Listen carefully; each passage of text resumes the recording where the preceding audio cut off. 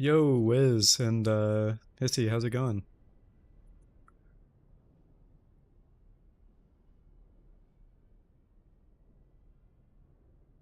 Sabu, what's up? How's it going? Rogue Spectre, hey, nice to see you. Red Square, how's it going, man? Been a decent weekend, that's good to hear. Happy to hear it. How's it going, KZ Plays? Uh, Go dying, I'm not really sure what you want to be called, but hello, how's it going? Good to hear, Red Square. Back at it, are we? Yeah, I want to get back into the weekly streams, Rogue Spectre. I couldn't do it last weekend, but back for this one. Good to hear, Sabu. Hopefully all y'all have been having good weekends and stuff. Yo, Moo Beta, how's it going?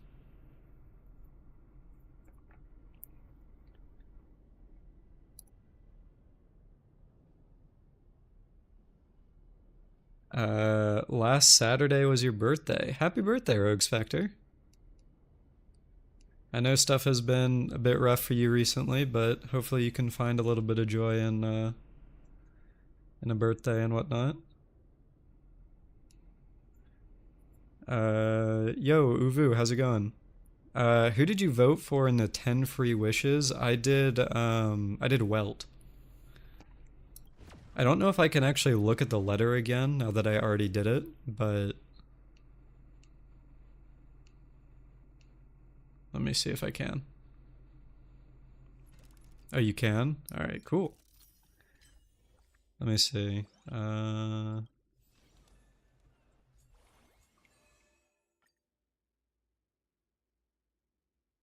You pulled Castries' light cone at 3 pity? Dude, congrats. Wait, this isn't the letter, is it? Where's the letter at? Oh, it's down here, duh. Yeah, so I picked Welt.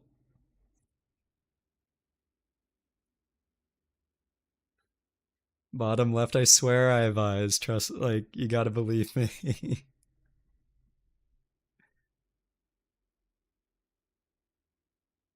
Rogue Spectre, you actually have Casteris, right?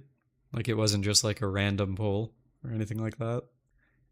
This guy may need glasses. See, the sad part is that I actually have glasses, so I'm still blind.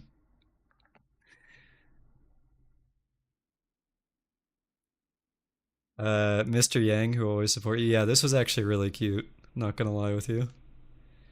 Yo, Shades, what's up?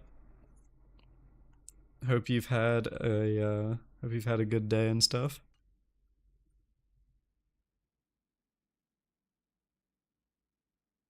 You got Caster, said E0S1 in like 140. Nice. And then Rogue, you have E0S1 as well. Awesome.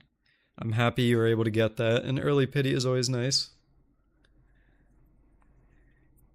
Oh, you're a fine on Enjoyer, KZ plays. Okay. I I'll be honest with you, I don't actually know the next time that I'm gonna be rolling for a character. Cause at least right now I don't plan on rolling a Noxa. And then next patch I'm not rolling Cypher. So like maybe Hyacine, but I'm not sure. Also, Fez, I missed your message on Twitch. What's up, dude? Where's the FGO Lotto stream? I'm actually farming that right now. Like, I'm doing that on my phone while I'm streaming.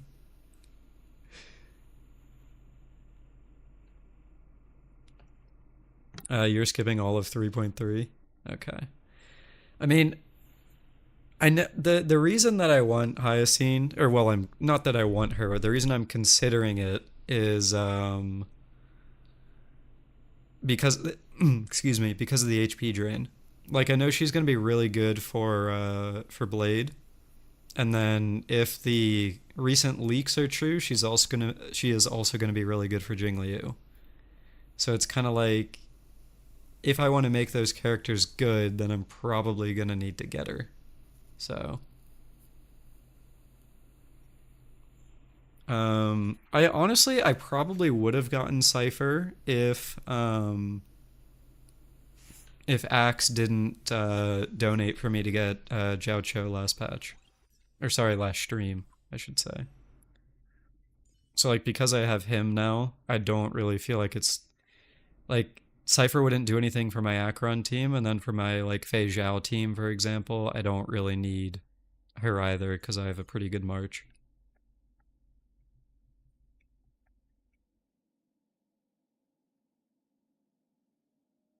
You're pulling an Oxa and then skipping 3.3. I mean, from what I've seen about from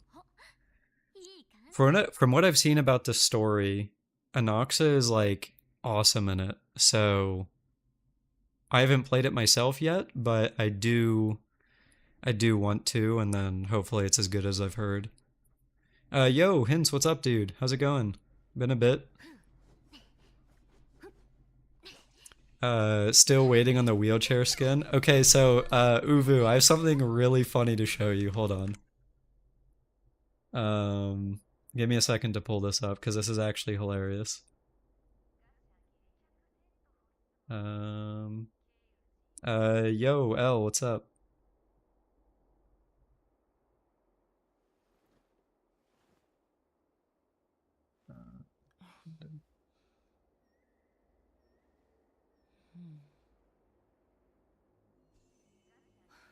Okay. Yo, Thaddeus, how's it going? Arcanines. So if you, I don't know, for those of you that were here, in the last stream, you might remember that we had a joke about, wheelchair drifting. So Arknights released a teaser, today for their 6th anniversary, and, just watch.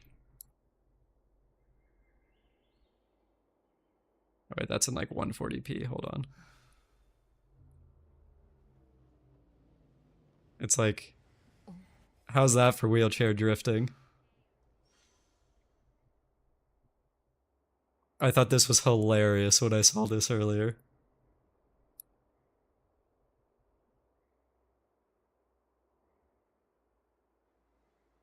This is honestly, this is what they need Jiao Cho to be doing.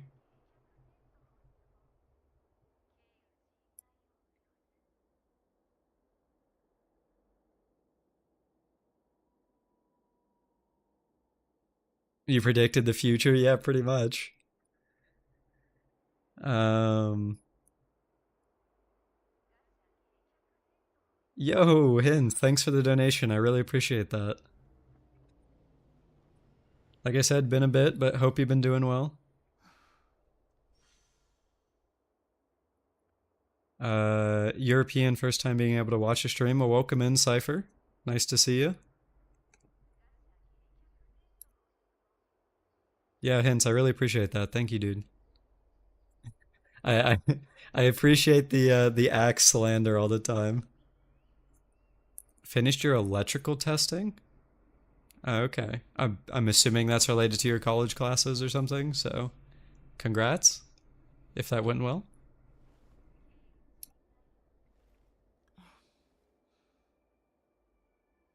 Time to save for the wheelchair drifting and Arknights. Yeah, that'll be. I mean, since that's coming out in CN now, L, that should be in like I guess 6 months from now for NA? Question mark. So not too long to wait. Oh, for the Union, nice. Okay. Have I played this story yet? No, not yet, but I will be doing it soon. I just honestly haven't had time. Like I want to, but it's a mix of not having time and also some other stuff that I'm actually going to be talking about in the video for this upcoming week.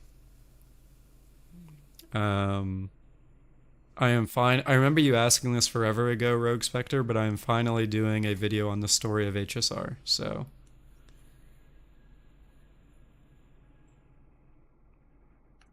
have I seen the ZZZ anniversary leaks? I haven't yet. No.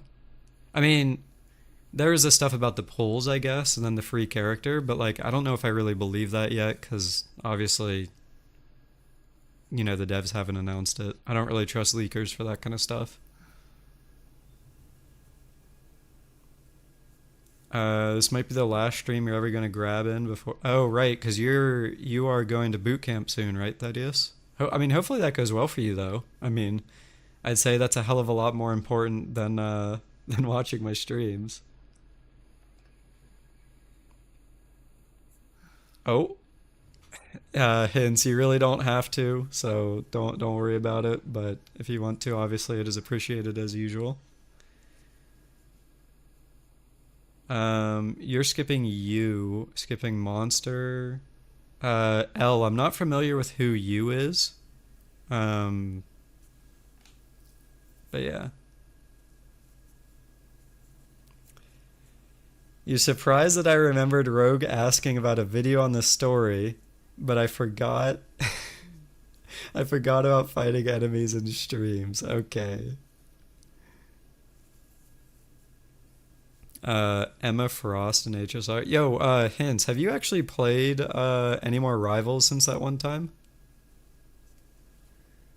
I'm still playing it like relatively actively, but I've also been busy, so not as much as I'd like to. Oh, you've been playing a lot? Cool. We gotta play again at some point. After graduating boot camp, they barely give you any free time. Yeah, I mean, if you actually stay in the Marines, you're probably not gonna have much. One of my friends went through that like 5 years ago or so, and then we basically didn't hear from him for 3 years just because of how busy he was. Um, yeah, hints. If you want to play sometime, just DM me, man. Or I can DM you at some point as well. Oh, you're not joining the Marines, just the Navy? I mean, either way, I mean, if you're in the Navy, you'd be out at sea and stuff, right? So, did I see the support strike thing happening in Marvel Rivals? Yeah, but I don't know how serious that is. I think that's more of just a joke to be mean to the streamer that was being mean to support players. So,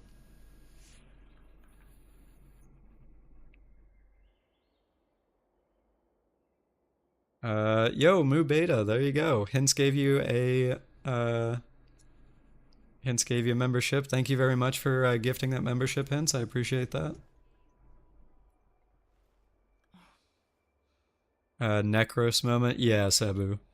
From what I've seen, a lot of people don't like him, especially because he's been pushing the Spider-Man agenda. So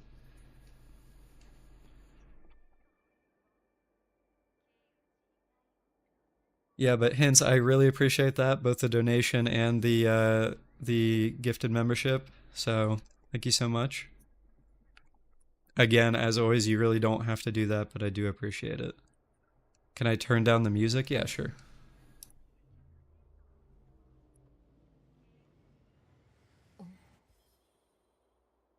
All right, there you go.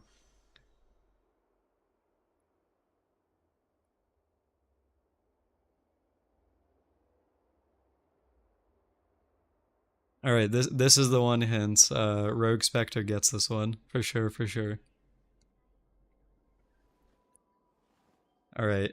So I haven't actually logged into HSR today, so I need to figure out something to. Oh, Fusionable. All right. A regular viewer got it. Even if it wasn't Rogue Spectre, at least one regular viewer got it, so we can appreciate that.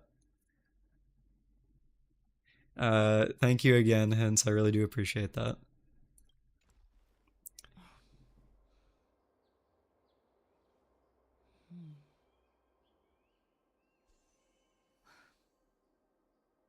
It makes you sad that Spider-Man is hated because he's your favorite superhero. Yeah, I mean, honestly, I'm part of the train that doesn't like Spider-Man.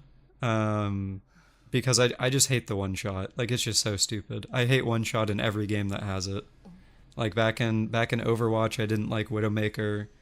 I mean, I played Hanzo, but I wouldn't say it was like something I enjoyed. And then now in like Rivals, you've got Spider-Man one shot and stuff like that. And that doesn't really feel like too much counterplay, so it's kind of just frustrating rather than like fun. But I mean, outside of Rivals, I really do like Spider-Man as well. So yeah. All right. Anyway, I don't actually know what to spend my resin on, so I guess I'll just dump it into the Acheron domain. Surely someday I'll get something good from this. What about the Magneto one-shot? I think that's fine because it's an ult. I think that's different. It also, you actually have to land it, so it's not just like a guaranteed one-shot, it's a skill shot, which I think is different.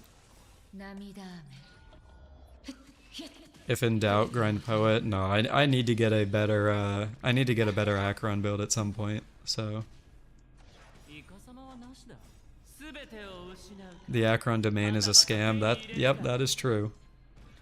Am I not fine with Hawkeye? I think I put Hawkeye in the same vein that I put Hanzo from Overwatch, where the one-shots are frustrating, but you have to be better at the character than a character like, for example, Widowmaker from Overwatch that is just a point-and-click adventure. So, like, it is frustrating, but I have less issues with that than I do like a hit scan one-shot or Spider-Man.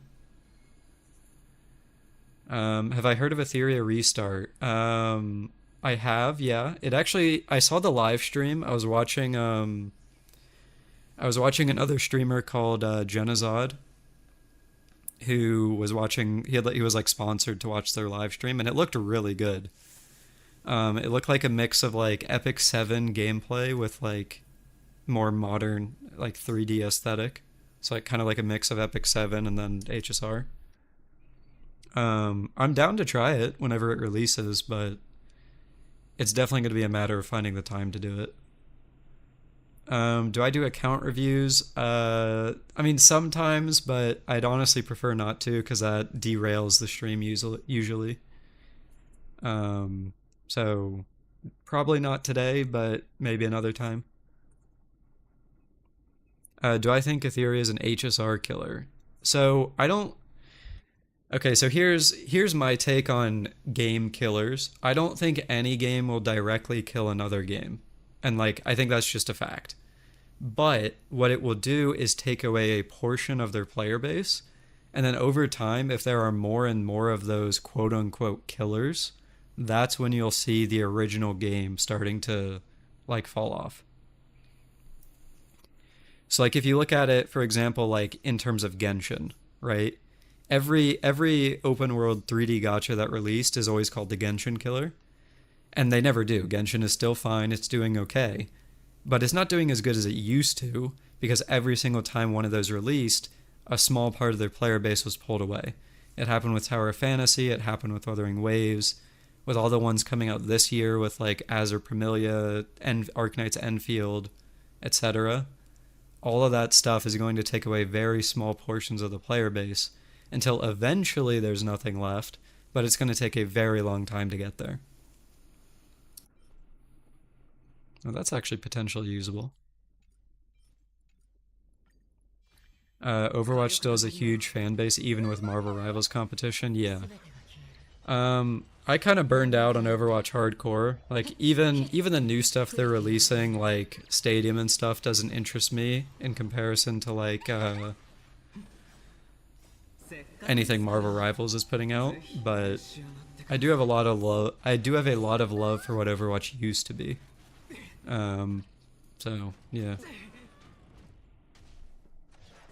You remember when Checkers released as a game and it killed the chess community? Yeah? Is that what happened? Are you sure about that?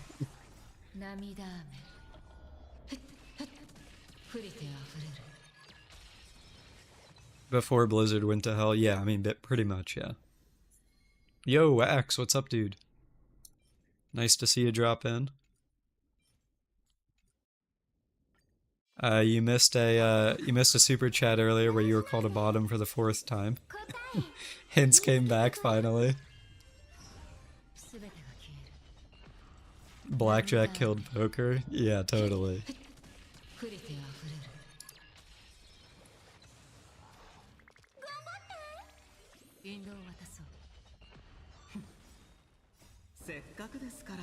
Oh, you never left? Alright.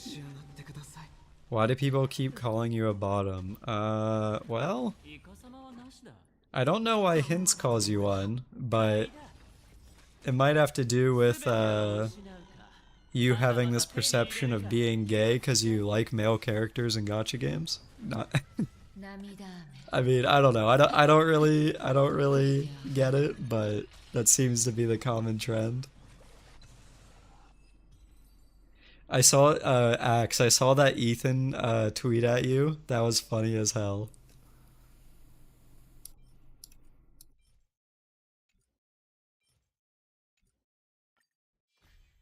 火力が足りない。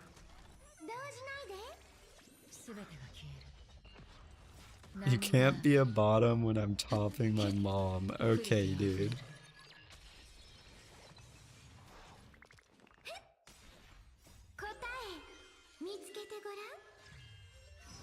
発覚を。せっかくですから、ぜひ召し上がってください。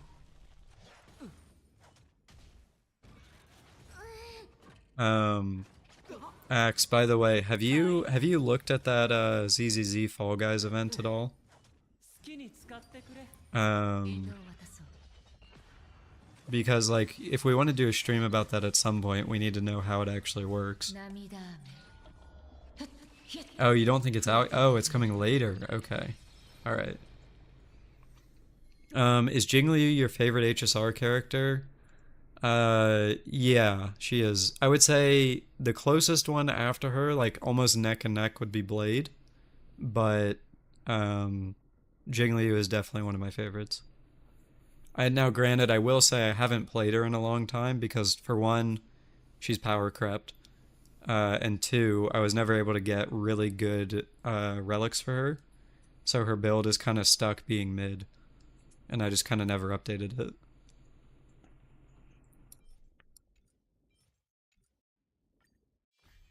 Did I see the supposed buff leaks? Yeah, I did. I mean, it wasn't just those two. Like, Jing Liu and Blade stuff got leaked as well. Like, Jing Liu is supposedly going to start scaling off HP now, which is insane. Like, what? I don't really know if I like that. Because it's like, anyone who did have, anyone who did previously have a build for them kind of just will have to refarm the entirety of their build, which I don't think is great. And then that also means that you're going to be having to get new supports if that's the case. So, yeah, I don't really know if I'm a huge fan of it. Your E1 Robin and Huohuo build is going to be useless? Yeah. I mean, literally, so if those leaks are true, like your E1 Robin is now just, it's basically have Tribby or die. Because Robin isn't going to do shit if she's an HP scaler. And then Hyacine as well, yeah, that's another one, as Moo Beta says. So, like, I don't know, honestly, this is what I was kind of worried about with the buffs. Because they're taking what should be something really good for players and the community and stuff like that, and then they're monetizing it. Because if they completely change how certain characters are meant to be built, like Jing Liu, for example, like if that's true, the team she wants is going to be different. The characters she wants, or the relics she wants are going to be different. Certain Eidolons are going to be different, or are going to have different value, I guess. So it's like, I don't know, man. Apparently the buff is optional, so I did see that, but I don't think that's, like, good anyway. So the reason that the buff being optional doesn't really matter is because the excuse me, is because the character's already power crept. So, like, just because you cannot swap doesn't mean that the character is going to be usable. Like, sure, you can keep coping by running, like, Robin, Sunday, and Huohuo, but eventually they're just going to be straight up unplayable to the point where you have to do the buff. So, like, sure, you technically avoid the losability, or that's not even English. Like, you don't lose the ability to, like, use them with your current builds and teams, but if they're bad, it doesn't matter, I guess. E2 Akron players having to decide between Silverwolf, Jiao and Cypher for the new team now. Yeah, like I mentioned earlier, Axe donated for me last stream to get Jiao. So I have him now. So I mean, that's kind of who I'm. That's the guy I'm with now.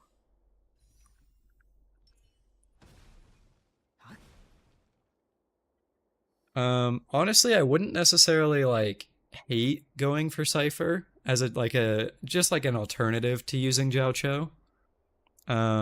But I need to like I'm a huge Fate fan, and with the Fate collab upcoming, I definitely want to get those characters. Um, so if I don't have enough roles for them by the time that comes around, because I'm going for like Cypher and like Hyacine and all these other characters, then that means I'd probably have to swipe if I wanted them, and quite frankly, I don't really want to swipe on this game right now. So, although I don't know, I've been considering it. I've been considering how I feel about the game. Like, I don't really want to swipe because I don't think they're necessarily putting out enough content for that to be worth it.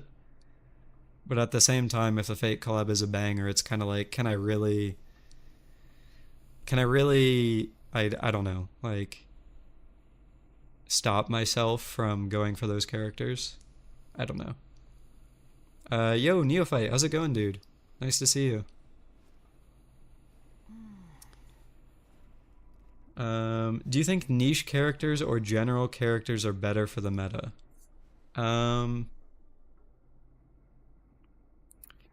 That is a really tough question. I'm not gonna lie with you, because on one hand, if the supports and characters are general use, then that means that you can pretty much use whoever you want because they all have to kind of be equivalent. Whereas if they're niche, then that opens up the avenue for, I guess, more unique team building. So it's kind of like they both have their pros and cons. Make that a video. I mean, honestly, I've kind of talked about that before. One of my oldest videos was talking about whether or not supports are too universal. And then a more recent one was talking about there needing to be like a power ceiling, where I kind of discussed that similar kind of thing. But I can definitely consider that. I mean, I do have thoughts on that topic specifically. Like, I've kind of skirted around the issue, but I've never directly talked about it, so that's not a bad idea. I can definitely keep that in mind. Oil up? I don't know about that, Osorio, but hey, how's it going? Hope you've been well. How am I enjoying HSR lately? To be quite frank with you, I have not been playing it a whole lot. Partially because I've been busy and partially because just a lack of interest. I enjoy the content that the game has when it has it, but when it doesn't, which is right now, it makes me less excited to play. Because like if I'm a player that is like, let's say HSR is my favorite game right now and I log in today like I am right now, there are two things that I can do. I can either do this event, which I haven't done yet because I can't because of the story, or I do the story. And it's like, there's not really a whole lot of options. So like in terms of like being excited to log in because there's a lot of content, that just isn't really there for me right now. But honestly, I'm kind of just trying to get over that and get through this story. I do want to get through this story soon.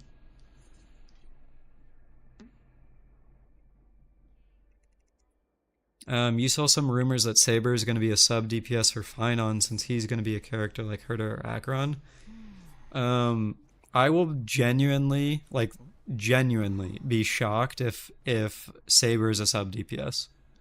Like, I don't see a world where either of the collab characters are sub DPS, or if they are sub DPS, then they wouldn't be one for the other collab character. Because, like, it's probably going to be Saber and Emio, right? So, I just don't see a world where you have Saber like screaming Excalibur at the top of her lungs, and that's going to be a sub DPS. Like that's always like the massive nuke kind of thing, like big damage, and that just doesn't scream sub DPS to me at all. But who knows? I mean, it's Hoyo. They've done weirder stuff. You've been enjoying the game by watching lore videos rather than playing it. Yeah. I haven't found a lore YouTuber for HSR that I really like.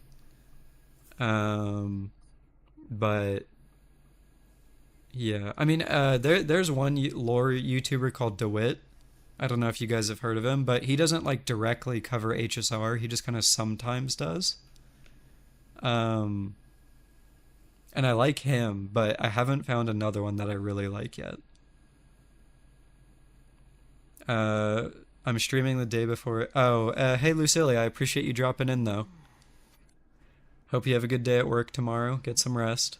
Yeah, so I've heard of Nova Impact, but um, so how do I talk about this question mark? So Nova Impact came across my feed during the power creep situation with HSR. And I'll be honest with you, it wasn't an amazing first impression of like watching his content. Um, so I never really looked at his other stuff, but if you guys recommend him as a lore YouTuber, then I would be down to watch his videos again at some point. Um, Yo, Celestial, how's it going? And Natty, you as well, how's it going? Hope you both have been all right. You think his lore videos are great, Rogue Spectre? All right, I will give it a shot later then. I'll probably what I'll probably do actually is see if he has any videos on 3.1, and then I'll watch that as like a recap before I go into 3.2, because I still haven't done 3.2 yet.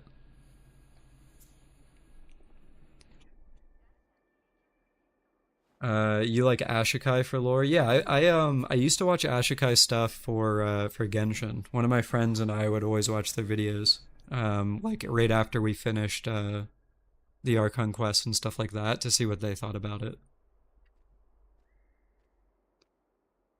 Uh yeah, Cebu, that is one of the videos that I did see from them as well, apart from the power creep stuff. Seeing HSR feels weird. You've been separating yourself from Gotcha as much as possible. I'll be honest with you, I think that's a good thing. Like Gotcha can be a plague sometimes. So if you can step back from it, I don't like there's nothing wrong with that. But it is good it's good to hear you've been doing good. Do I like the HSR story? Uh Sometimes. So I'm actually releasing a video later this week on Friday that will discuss kind of my thoughts on the story as a whole. I don't want to give too much spoilers about it, but I think in a very short and vague version, I think the story has gotten worse over time. And I won't say much more than that because obviously that'll be in the video. Like all my explanations and thought processes and that kind of stuff. Did I see your question? No, Thaddeus, I'm sorry, I didn't.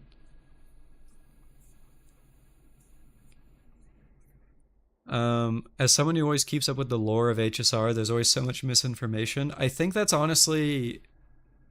So here's my thoughts on, I guess, the quote unquote misinformation that you see with lore stuff. Is that some people present their theories as fact. And I think that is a very, very slippery slope to being woefully misunderstood when you are making content in that like kind of like vein. Um, so I think that people that are literally just like, this is my opinion, this is a theory, and they make it extremely and abundantly clear that their viewers know that, I think that's all fine. Um, but the people that present it at the people that present their theories as facts are the ones that I have issues with in terms of lore. Even DeWay seems to be displeased with the game and story. Yeah, I saw that interview, Neophyte. That came across a few of the Reddits that I follow. Um, I mean, it was horribly translated, and it was also on Tieba, so I don't know. I don't know like how fully accurate it was, but I did see that. Yeah. HSR has too much lore pre-watched. No, actually, Bug Bite, that is not even in the video at all.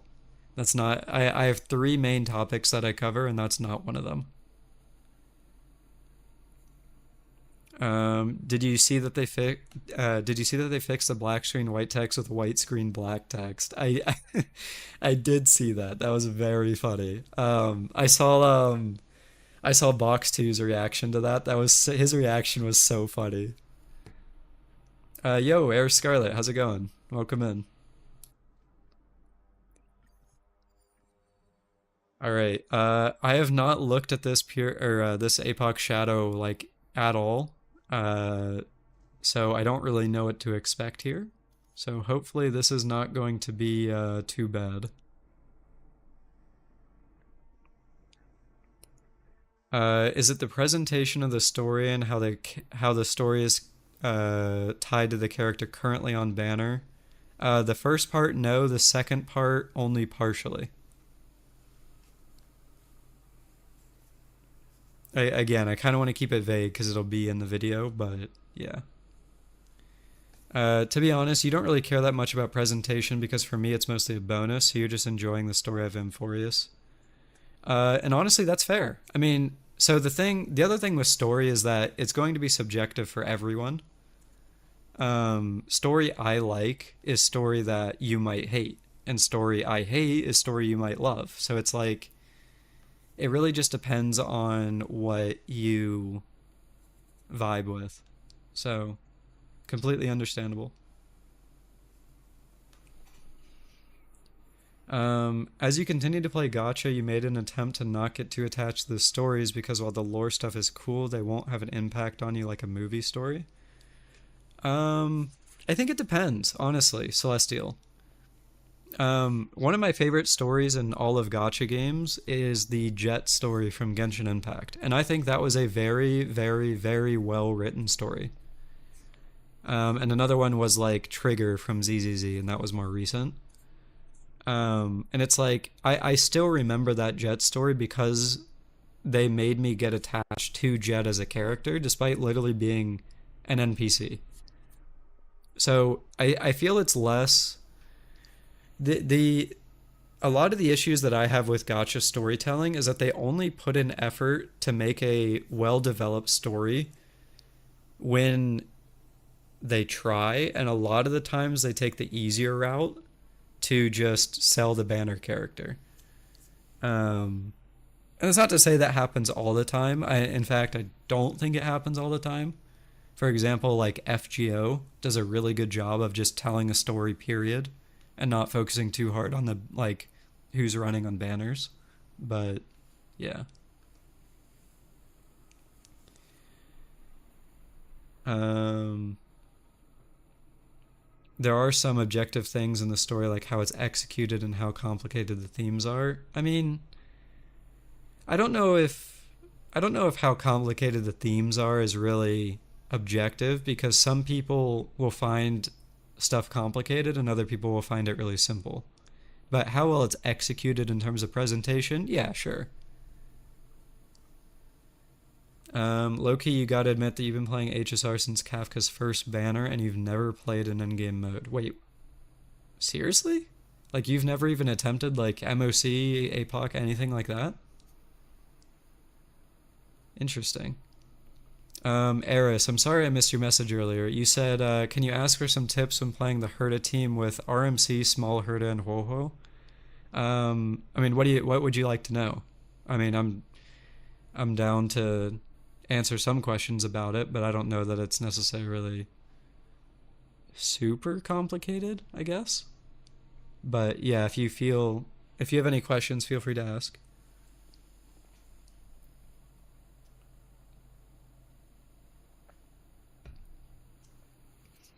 How do you like the Divergent universe? You love it and been playing it every day for the past year.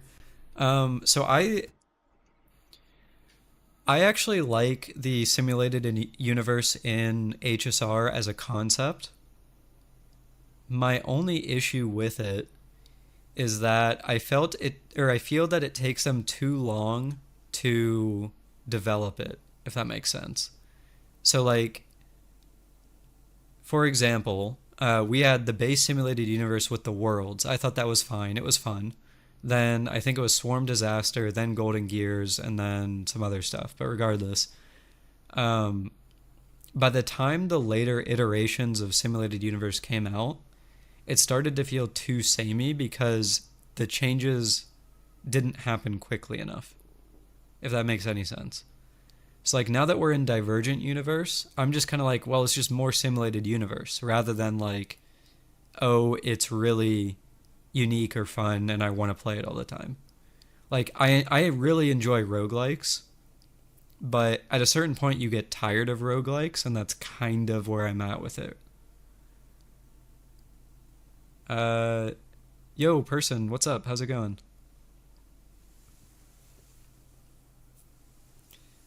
Guys, are you prepared to stare at that bug for 30 minutes? All right, Neophyte just for you. Here we go. We're in. Now you get to stare at Hule.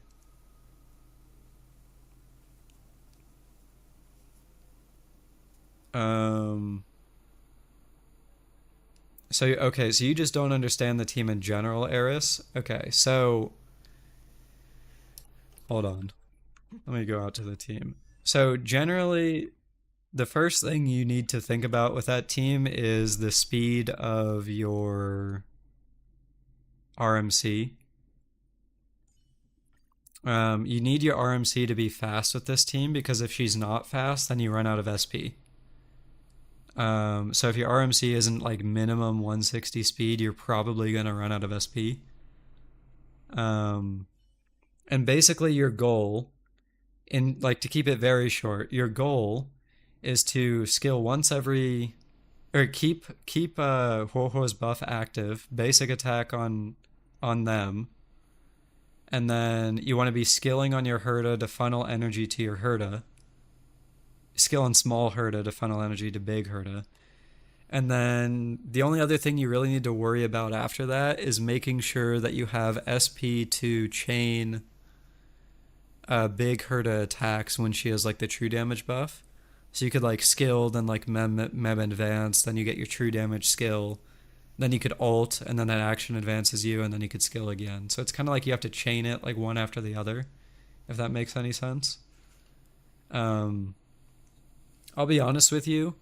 If you don't want to worry about having a fast RMC, you could probably go for like using Serval instead of Small Herda or Jade if you have that. Because this character is extremely SP hungry as well. And that's kind of why you need RMC to be fast to make up for it. But yeah. Do I like Risk of Rain too? Yeah, I do a lot, yeah.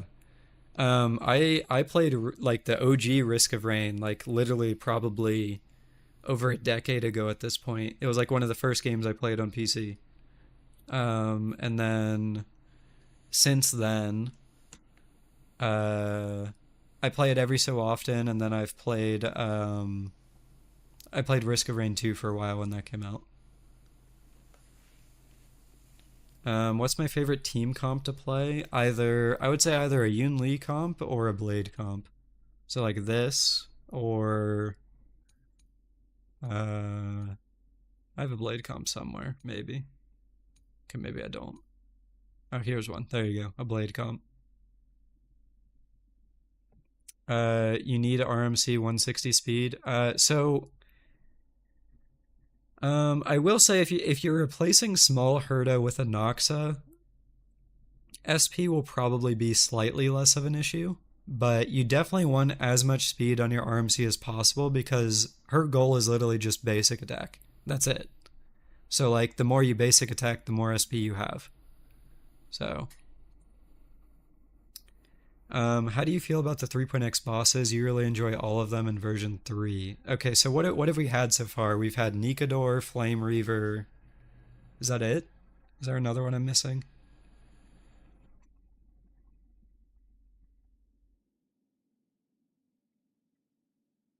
And Pollux. Oh, okay. I have not done the 3.2 story yet, so I haven't fought them yet.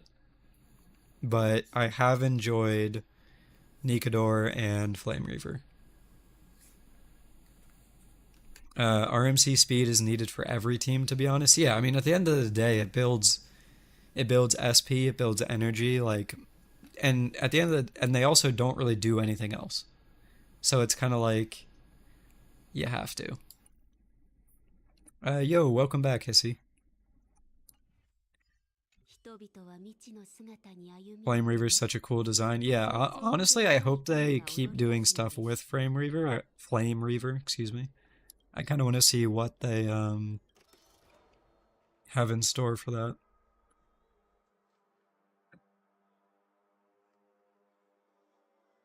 What'd you miss? Honestly, not a whole lot. We've kind of just been talking.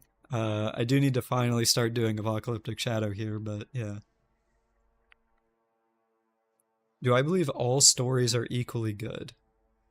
Um, do you mean like an HSR? Like, do I think each of the arcs are equally good? Because no. Um, if RMC gets replaced by Sunday, is it going to be a different case? Yeah, I mean, huh. That's a tough one. I mean, if you have Sunday's light cone, then not really, because Sunday becomes SP positive. If you don't have his light cone, then honestly, you're probably going to be hurting for SP even more.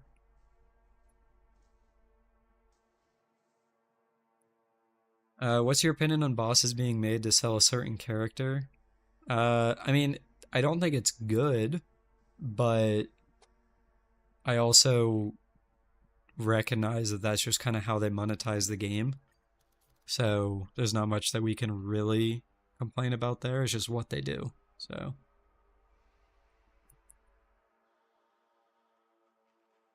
You think the War Dance art is great except for keeping Jiao Cho alive? Yeah, I mean, I don't know. I liked it as a whole. Um, I think Jiao Cho could have been better. Like, that could have been handled better, definitely. But also, I think that Hoyo is kind of adverse to killing off playable characters, so that's kind of why they did it. I mean, Ting Yun came back. Like, you know. In general, because if you do, then there are some objective things that can make a story good. I mean, so if you're saying that in reference to what I said earlier about story being very subjective, I mean, I think there are some objective things, yes. But when I say the story is subjective, I'm just talking about whether or not someone likes it or not. Because, like, someone could like a story or dislike a story for literally the stupidest reason imaginable, but it doesn't matter whether it's objective that they like it or not because they don't like it. And that's where there's, like, whether a person likes something or not is completely subjective regardless of the reasoning behind it.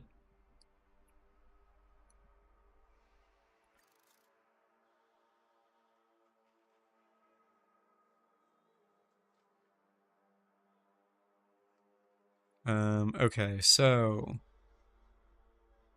I know the Hule thing has the duel, so that shouldn't be too bad. Is there anything special with the bug that I need to be concerned about?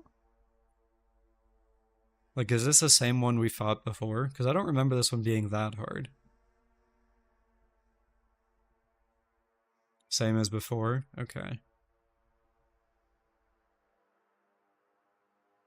You think the dual mechanic of Hule is extremely cool? Yeah, I mean, I've seen clips of it on, like, Twitter and stuff like that, so... you know what? Maybe I run Akron here, and I can finally use, Jiao Cho in endgame content. Let's see.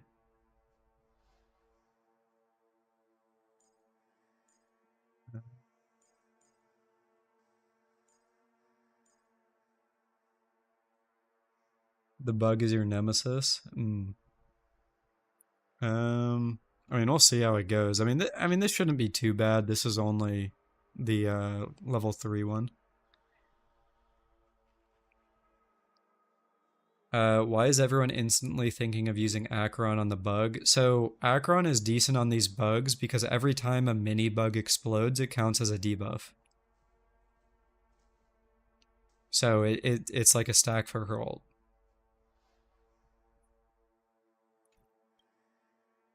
It actually even has lightning res, but in spite of that, just the amount of stacks you get make it easier to fight.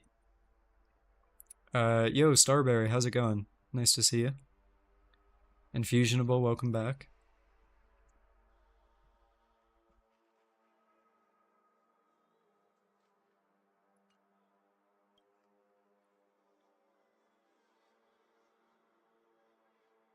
Oh, this is also pretty nice. Ultimate damage as well. I mean, that's where a huge chunk of Acheron's damage comes from, so. Alright, so Yunli, let's see. What would I run here?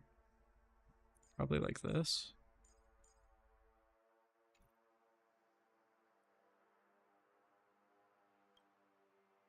Let's see. After any follow-ups.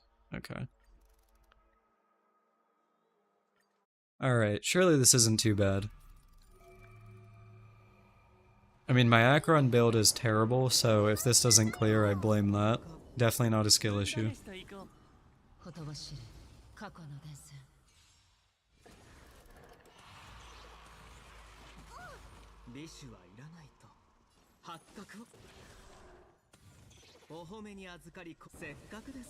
You saw people clearing this bug with 4 stars only.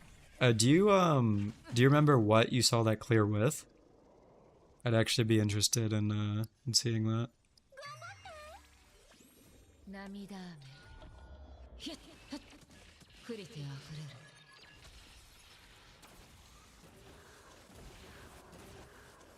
Yeah, so she just ulted and already has 7 stacks back. It's kind of wild. I'll be honest, I probably shouldn't actually ult here. I should have let more bugs spawn, but nah, it is what it is.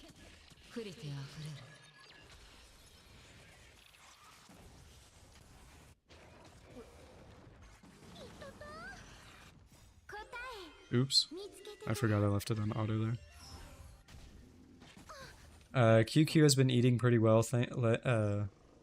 QQ has been eating pretty well thanks to the quantum weakness. Yeah, I mean, honestly, that's something that I've always found kind of nice with this game. Is that when a certain type of character is getting shilled, you can sometimes use other characters of that type. For example, during the Firefly shill meta, Himiko was really good. Like, you could use her as an alternative. Is Apoc basically about breaking the boss to deal massive damage? Yeah, it is. A comp like this obviously really can't do it that well. Because I'm using Acheron as my DPS, but the bugs still pop it, so eventually it'll get broken.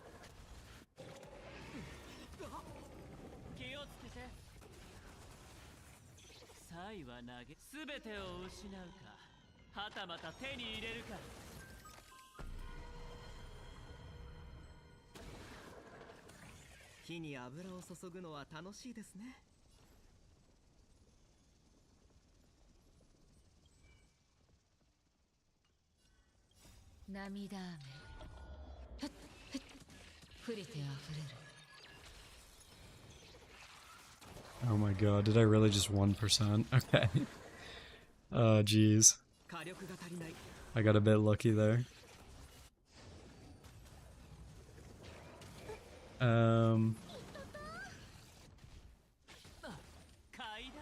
You like using Silverwolf against this guy. For red, for what? Is it the implant or for something else? You find it interesting how each player struggle with different things? Yeah. So Huli is a really good example, right? So like I'm one of the like probably 5% of the player base that got Yoon Lee. So like anytime Hule is in like MOC and stuff like that, it's a cakewalk for me. But then other people fight it, and then it's like, well, what do I run? I get zero cycled by Hule, like that kind of stuff. So definitely different for everyone. 涙雨ひっふっ降りてあふれる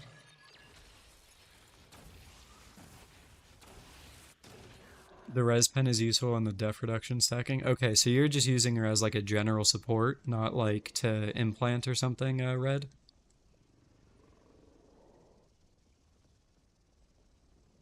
We, one of the people in my Discord, by the way, if you guys haven't joined the Discord, it should be linked in the description of this video, or of the stream. One of the guys in my Discord is like a massive Silverwolf simp. So like any time that you can possibly use Silverwolf, he wants to. So like if you have like a specific reason, I'm sure that would be something he'd like to hear.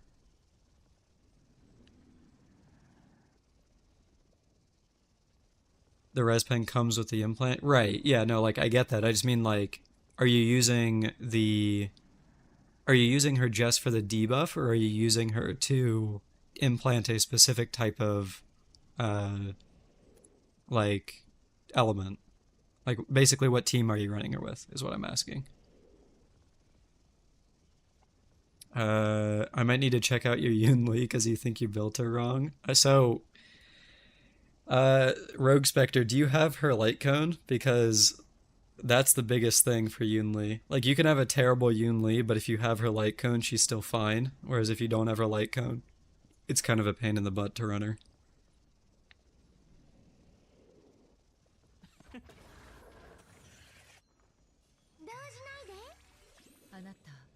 Any Fei Zhao sims? I don't know if Axe is still here, but he's a huge fan of Fei Zhao. I mean, I like her too, don't get me wrong.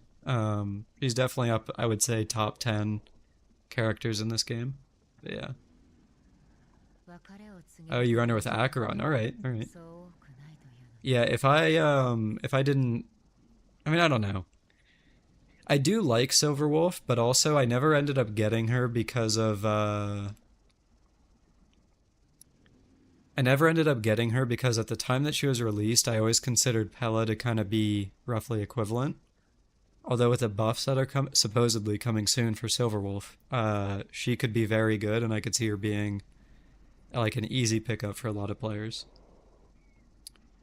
I see you there, Celestial. What's up? You said that you heard Cypher is officially power creeping Cypher. Oh, you think Cypher is power creeping Jiao Cho? I don't think that's true. I think they're going to be equivalent. Or, I guess a like an addendum to that. They'll be equivalent in most content, but in AoE, Jiao Cho will be better, and in single target, Cypher will be better. So, most DPS without Signal Light Cone are going to be a pain in the ass when it comes to damage. So Yoon Lee is honestly more of an exception. Like, don't get me wrong, every DPS wants their Light Cone, but Yoon Lee in specific is very, like, wants it a ton because it gives her more taunt. And, like, her entire kit relies on counters, so if she doesn't get hit, then you don't counter. And that's why her Light Cone is so important, because she gets hit more often. You got Silverwolf's E1 early on release, and then she helped you force your way through at the start. Yeah, I mean, don't get me wrong, she was definitely very good at the start. For me, though, as someone, I'm someone who's like always very conscious of how I spend my Jades. Like for example, when I was still playing Genshin actively, like there's been multiple times where I've saved up like 100,000 primos, just because I'm like, do I really want that person? Do I really not? Is it like, would this person work with that person? Like that kind of thing. So like for me, I looked at Silverwolf and I was kind of like, okay, I have Pella. Do I really need to spend my pulls on essentially better Pella? Or sort of better Pella, I guess. And at that point it was no, but obviously if the buffs end up being good, then I could definitely see my like mindset there changing. Playing Yunli without a light cone feels so bad. Yeah, I mean it's not amazing. Yeah. Yo, Gabby Maru, how's it do? Or how's it doing? How's it going? I swear I can speak English. You've been coming across my recommended feed a bunch recently. I've been watching your videos more. So nice to see you pop in.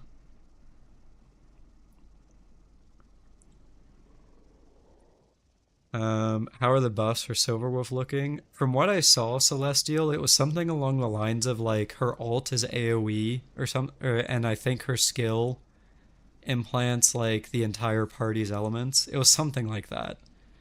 So, I mean, it seems pretty good, but obviously they're very sus leaks, so that could be changed. What's my favorite endgame mode right now? I think. Okay. What would be my favorite endgame?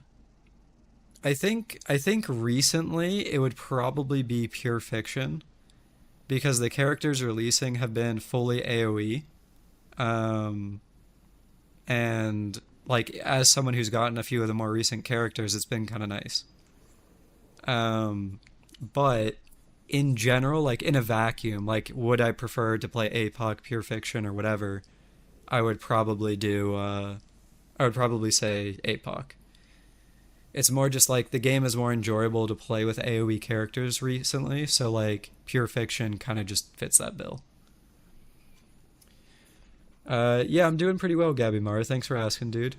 Appreciate you watching the videos and whatnot. 言動を渡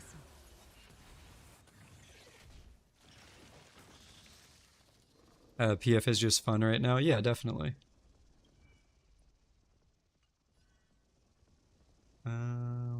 Might as well. 涙雨。ふっひっ降りてあふれる。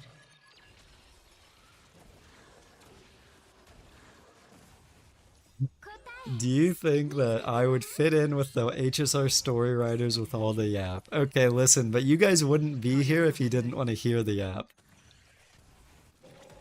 So who does it really say more about? Is it me or is it you guys here listening? For the record, I do appreciate all of you guys hanging out. 涙雨。ふっふっ降りてあふれる。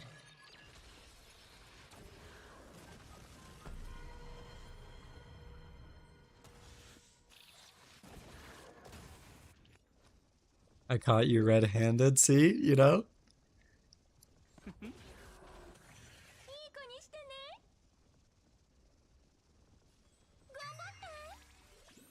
涙雨。 You're here for the 10 out of 10 gameplay? Yeah? 降りてあふれる。 This Akron ult that's currently playing on auto? That's heat.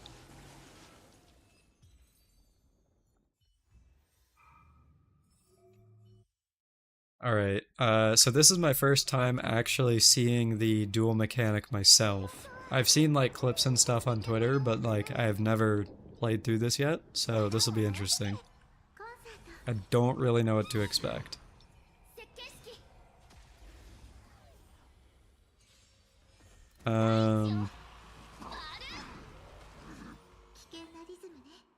You feel that MOC is desperate for a rework at this point, similar to what they did with Pure Fiction? Yeah, so that's something I've been thinking about making a video on soon, about how I would rework it. Because, I mean, I've said it needs to be worked at some point as well. But my basic thoughts are like, right now, it's basically just a raw fight between you and the enemy.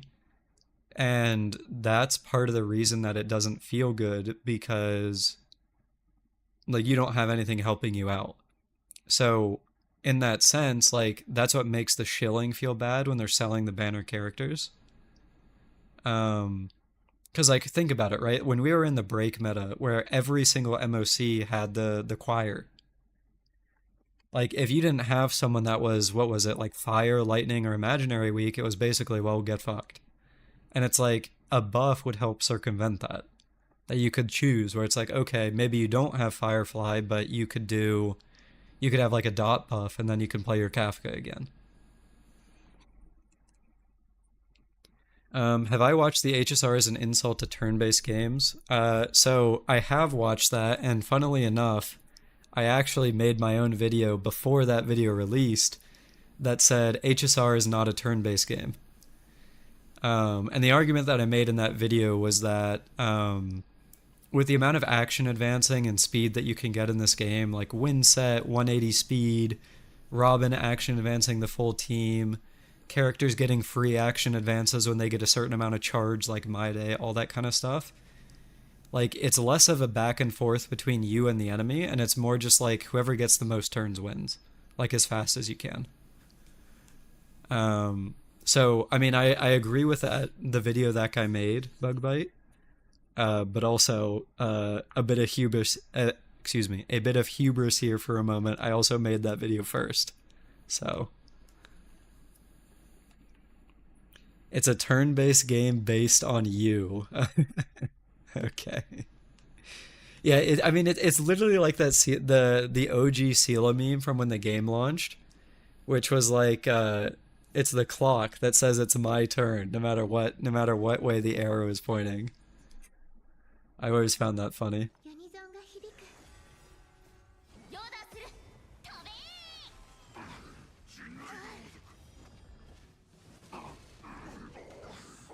課長勝ち西風になって出発大丈夫そこ Oh, is this where I do the duel? Okay. 後期 Why does my Yoon Lee have 20,000 HP? What the?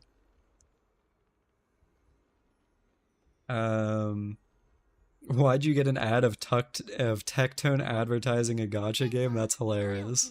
I mean, they don't let me turn off ads, and even if I could, you would still get them anyway because they force you to have ads. So I apologize if you're getting any, but that's just how YouTube works. バッケンサンケそこ後期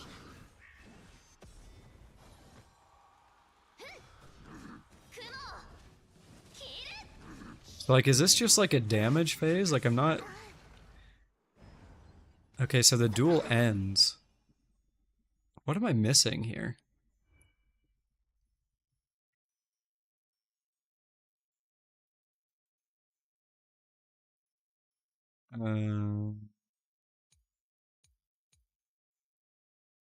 Like, does he have a certain amount of stacks before, like, the duel ends?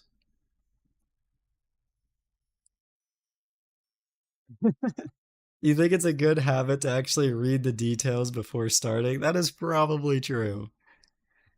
I mean, I knew about the duel mechanic, but I figured it would just, like, end when you break him or something. But that didn't happen, it just randomly ended.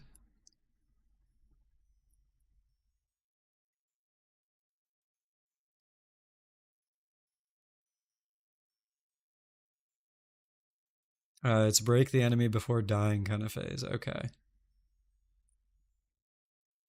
You know how there's hate watchers? You've become a hate player for HSR? Are you? I guess that's understandable. As long as you can find at least a little bit of enjoyment out of it. But at the same time, you could also just watch from a distance if you really hate the game.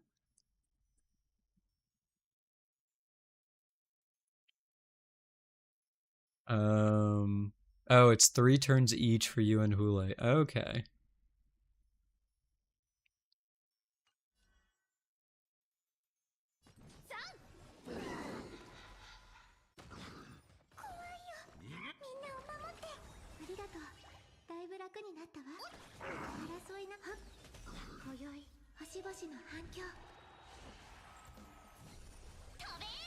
Feijia would probably be best for Hule's Apoc side. Yeah, I mean, I don't know. I just kind of wanted to play Yoon Lee here. I'm sure Feijia would probably be better, but it is what it is. 秋は俺様だけで十分だ いけ課長西風になって出発 I mean, Yoon Lee cooks Hule whenever you're in what's it called, like MOC. So I just kind of figured he'd probably be fine here as well. 鉄は熱いうちに撃て。3見くびらないで。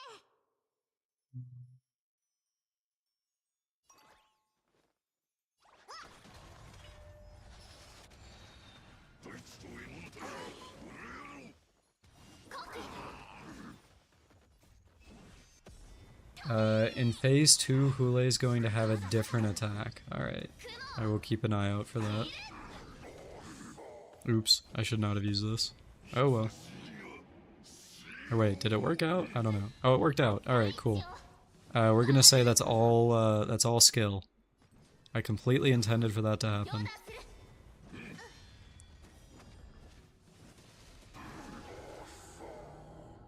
Well, that phase 2 was very quick.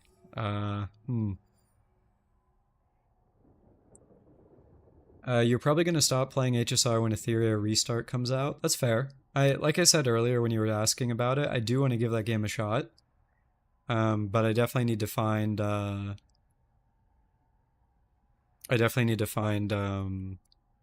to do it. What are the relics on your Yunli? Alright. We can take a look here. My Yunli is very good. She's probably my best built character on my account. Apart from Fei Zhao.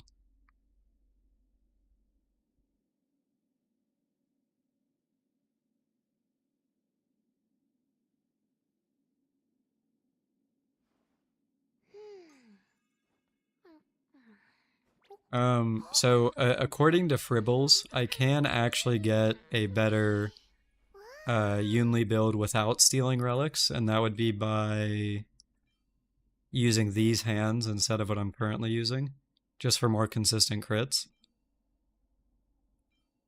But the reason that I have not swapped is because I like seeing the even numbers for the HP and attack. That's just me being silly. Obviously, it doesn't really matter, but I like seeing a flat 4,000 and then a flat 3,600.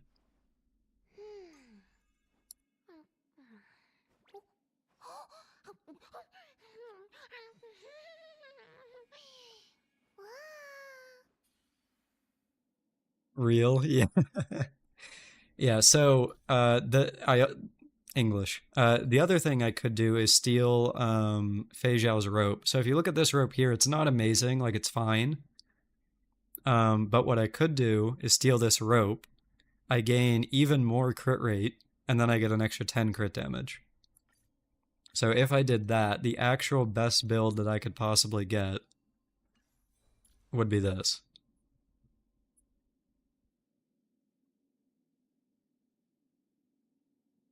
Which, I mean, is kind of nuts, let's be honest. Am I sure I can speak English at this point? No, I'm not. I do my best.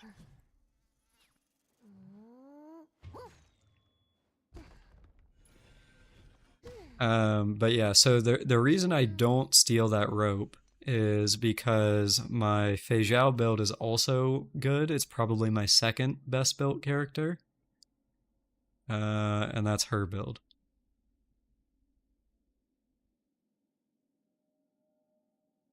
For running speed boots, it's honestly pretty damn high attack stat, so. Although that is kind of carried by, I mean, this, and then this. So, just a bunch of attack substats.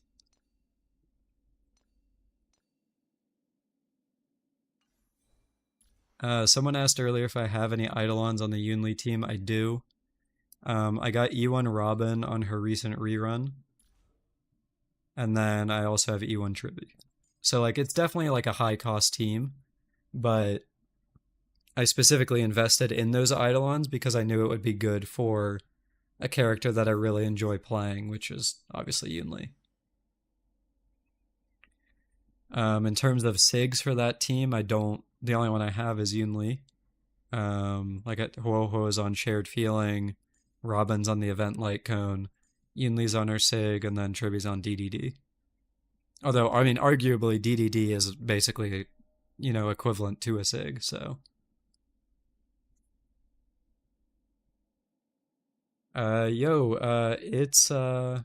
It's Eugen on Twitch. Thanks for the follow, dude. I appreciate that.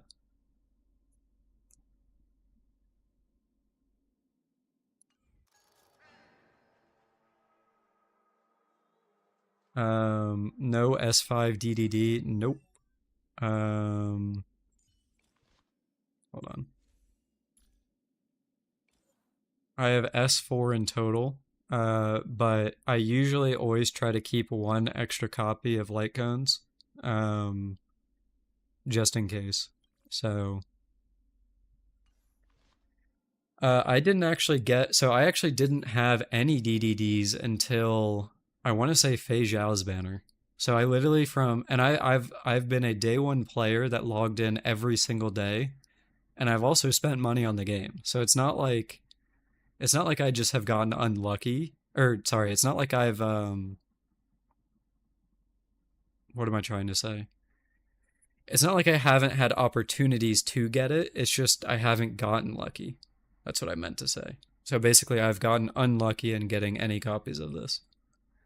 I'm pretty sure I got my first copy on Fei Zhao's banner, and then since then I've gotten 3 more, so. You have 2 S5 DDDs? Well, aren't you just lucky? I wish, dude. Alright. So this is difficulty 4, so hopefully this goes as good as the difficulty 3 went.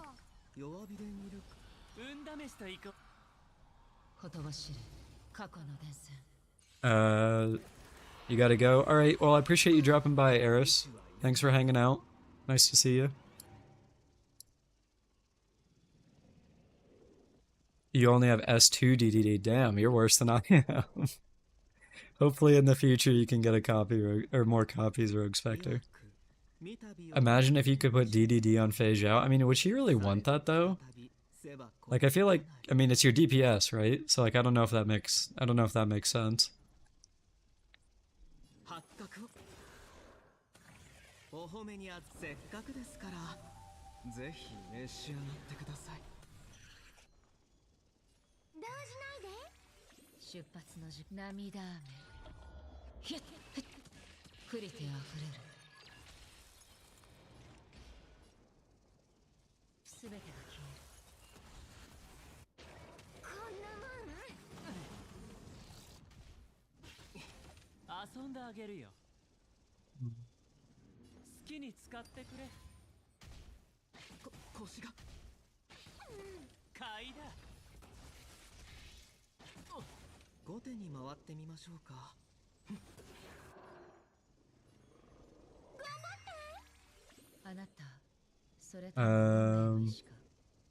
Oh, hold on. I have to ban this person.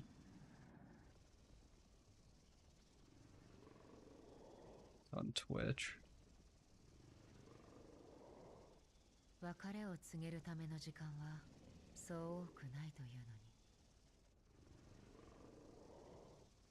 You know, sometimes my chat thing lets me remove messages, and then sometimes it doesn't. Not sure why I can't remove that bot message. But yeah, Neophyte, thanks for hanging out, dude. I appreciate it. Longest I've gone without yapping. I'm sorry. Let me just yap more. Yappa yappa yappa yappa. Have you guys this is like an ancient meme at this point, but have you guys seen the what is it? It's like something like you yap too much, Shanice or something. It was like an old YouTube or Vine meme or something like that. Hold on.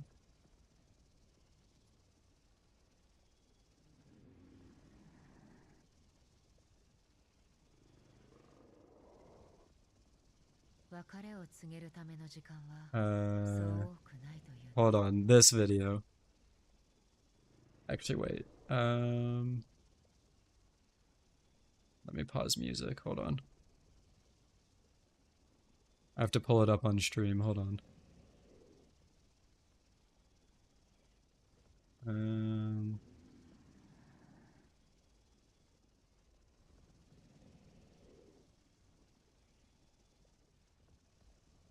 This is an E2 Akron, Gabimaru.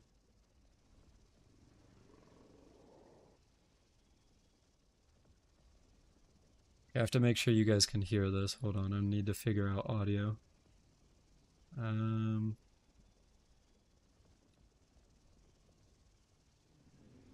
Think it's this? Alright, I'm gonna play like a second of this. Let me know if you guys can hear it.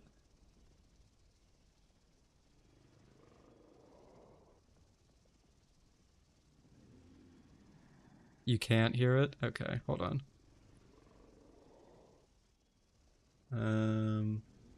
Wait.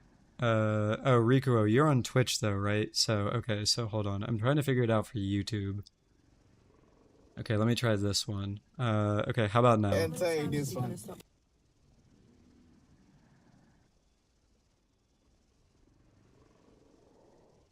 Okay, now you can hear it? Alright. This is a very old and ancient meme. I find it hilarious, but maybe you guys won't and this wasn't worth it, but here we go. Enter this one.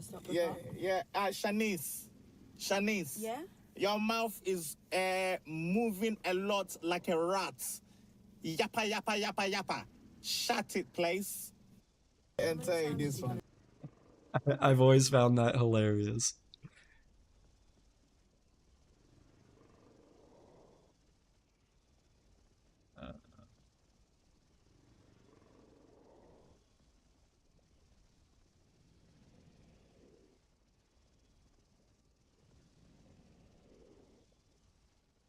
FL2 Unk. Oh my god.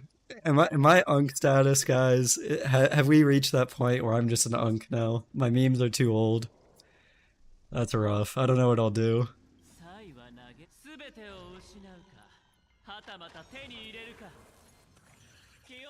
Uh. 全てが消える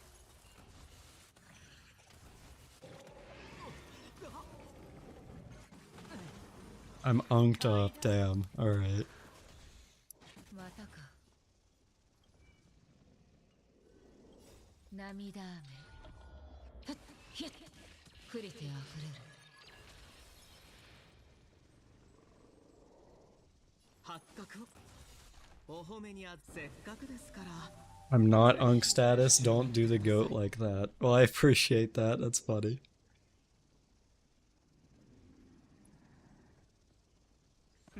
Eventually all of us reach Unk status, it's just a matter of time though. 銀狼を渡そ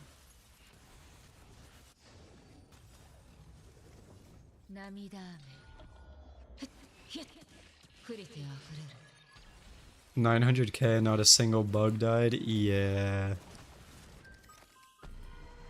And people say that power creep isn't real. I mean, granted, I will say, as usual, my Akron build is awful. Like, this is with Sparkle buff. Normally she's like 52-14. Like, my build is terrible. So that's part of the reason. But, still, yeah, not a single mini bug there dying is kind of wild.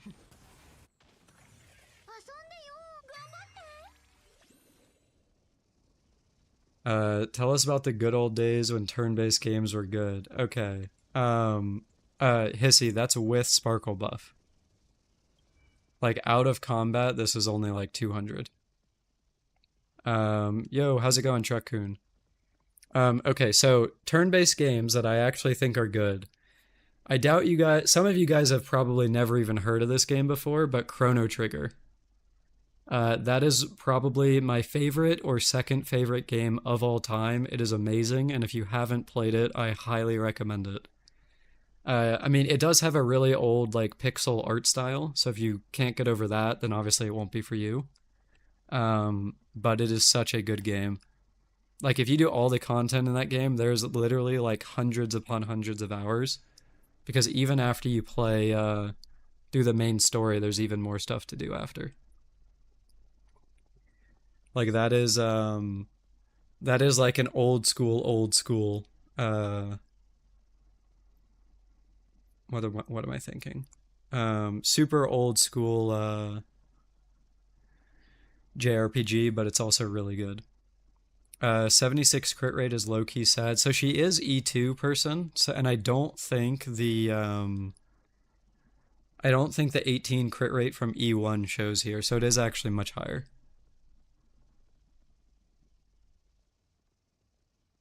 Yeah.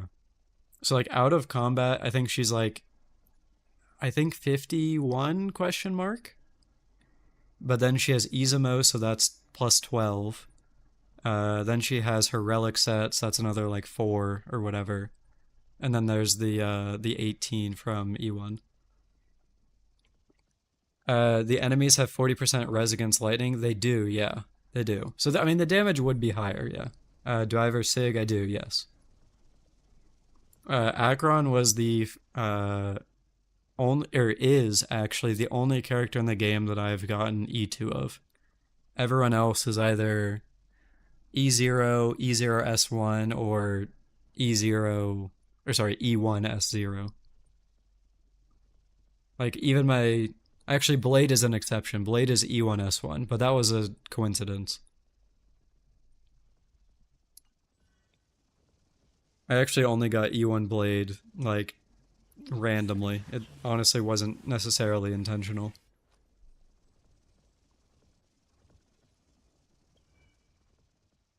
You played competitive Pokemon back in the day. You wish the new Pokemon games weren't trash. I mean, so I played Violet, I think. I think I have Violet. But I thought it was okay. Like, it wasn't amazing, but I thought it was fine. Now that the whole mess with Castrese's global passive is over, what's your opinion on her and what she brings to the game? Okay, what am I thinking? Oops, I forgot I had it on auto. So I think a lot of people stopped caring about it, which, I mean, you know, it is what it is. And I mean, I feel like that honestly makes the most sense at this point. Because let's be real, Hoyo isn't gonna, like, remove it. So at this point, it's kind of like, you just have to deal with it. And sure, it could be bad for the game eventually, but I feel that I've reached a point where I just don't really care. I'm gonna be real. Like, it's bad that it's in the game, but I am doing my best to find things that I still enjoy with the game in spite of the things that I don't enjoy.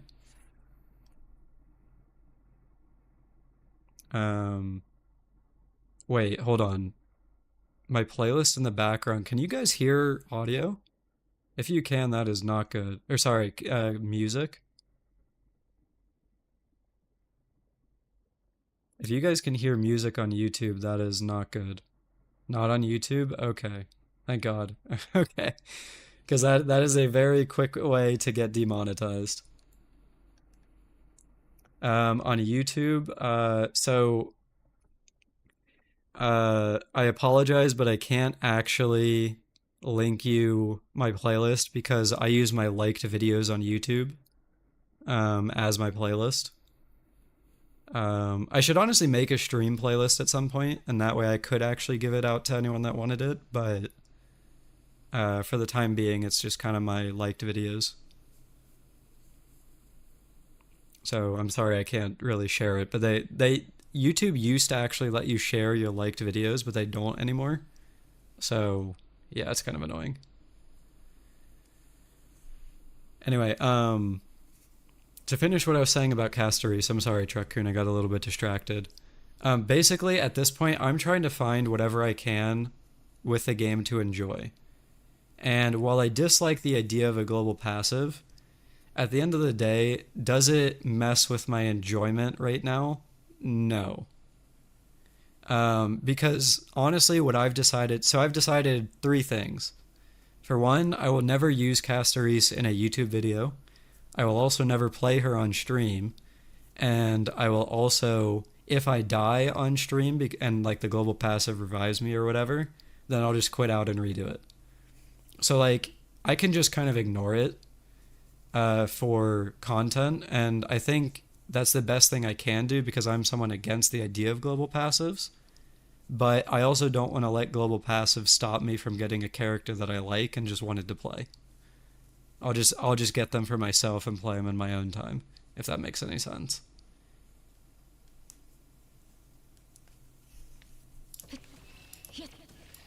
触れて溢れる。後手に回ってみましょうか。八角を。What about Remembrance as a whole? Did it bring new life to gameplay like Denjiro and Genshin, or is it an excuse to sell Sig light cones? I think it's an excuse to sell Sig light cones. If they don't add more free-to-play light cones for Remembrance, which I'll be honest with you, I don't know that they will anytime soon, then I don't really see that situation getting any better. Like, we need to get a Remembrance, like, event light cone at this point. It's kind of sad that we haven't gotten one yet.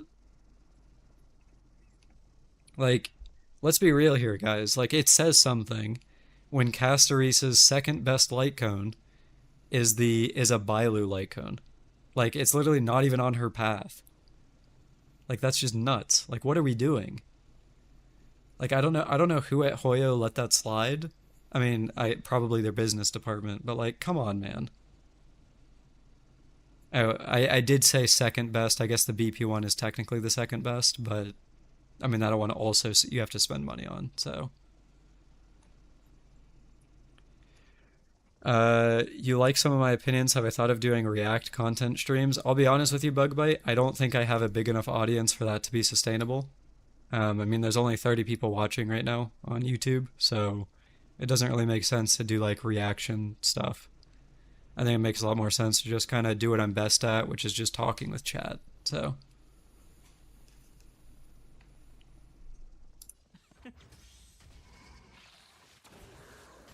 You'll bring in more devices? Good to hear. Yeah, I'll be honest with you guys, I really don't know why some streams do significantly better than others. So like, for example, in this stream, my average viewership on YouTube has been like 30, whereas last stream it was in the 70s. And to be clear, I don't mind. I enjoy just talking with you guys, but that's just something that is kind of like, until I get a bigger audience where it doesn't matter how many viewers I'm having and I can just do whatever, it doesn't really make sense, I guess.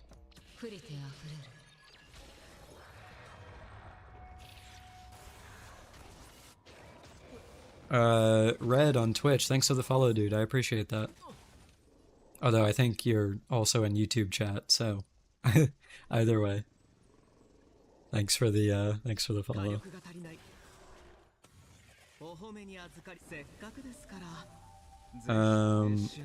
Remembrance and execution is a bad path. You wish there were an aggressive CC stunner path. I mean, Remembrance's biggest problem, in my opinion, is just that they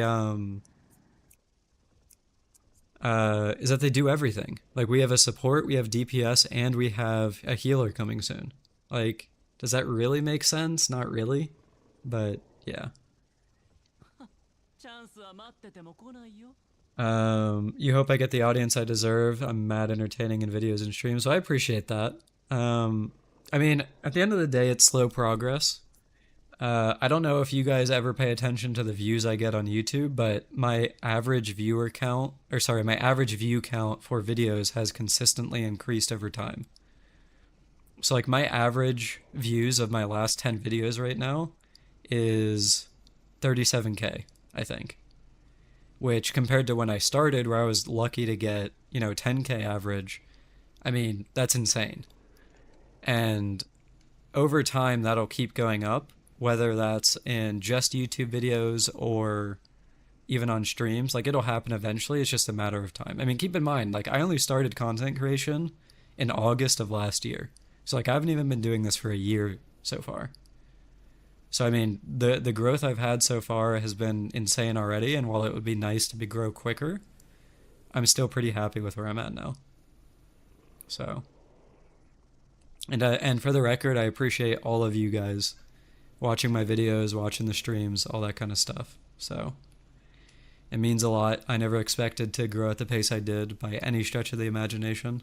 So, yeah. don't forget you if or don't forget you guys if I get big. That will not happen. I was actually considering Rogue Spectre making an OG role on Discord for the first 100 people to join there, and then I'll have a I would have a text channel for that, and that way I can't forget. So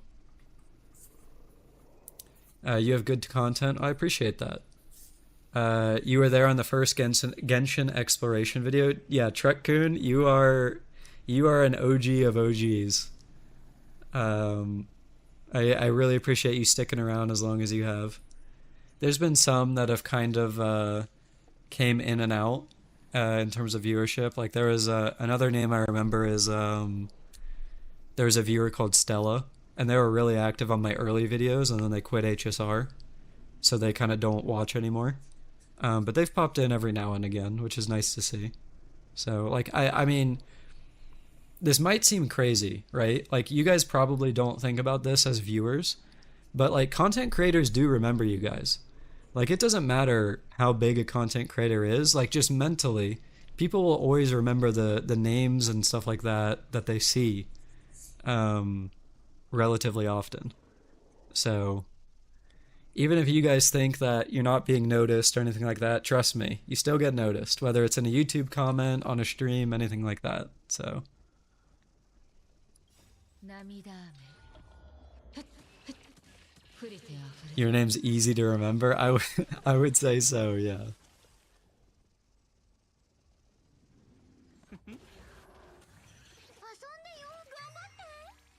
あなた引導を渡そう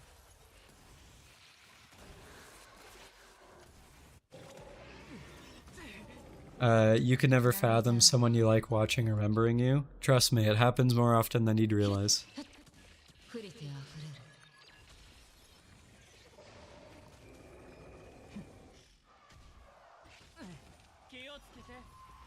る You're everywhere, so you won't forget me even if you need to. Yeah, I mean, I appreciate all y'all hanging out and stuff like that. Speaking of community stuff and things like that, if you guys haven't joined the Discord, there's a link down in the description of this stream, but also I'll link it for you guys here in a second. We've got a pretty nice small community in there. So if you want a fun place to hang out, you are more than welcome to join. So I believe that will go to Twitch, and then this will go to YouTube. So 動じないで 全てが消える 後手に回ってみましょうか。 what can I do here? かくれんぼし答え The Discord server is full of evil people, and I forced you all to join. So true. In fact, I have all of my viewers living in my walls. The Discord is called my house now, so my viewers get to live in my walls. いわく八角を 涙雨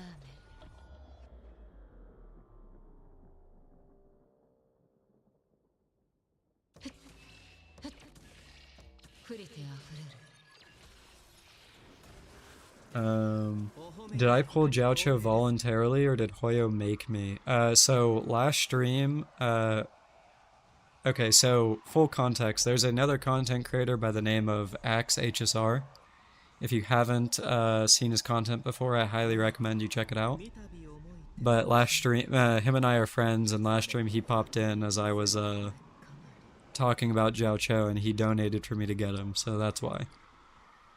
I did not roll him prior to last stream, but he said go for it, and he donated the money, so that's why I have him. せっかくですからぜひ召し上がってください。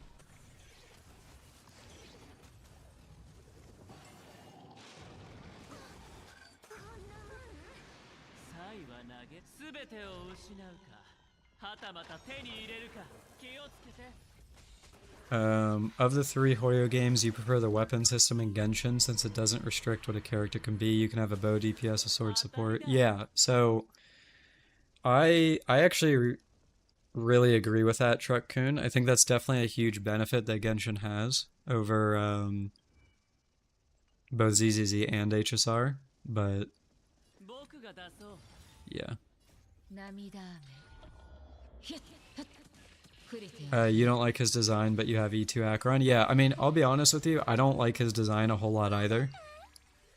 But I recognize how useful he is, and then, I mean, like I said, I was donated to roll, so I'm not going to say no. If only Genshin's weapon banner was good. I mean, it's decent now, because you only have to lose once instead of losing twice.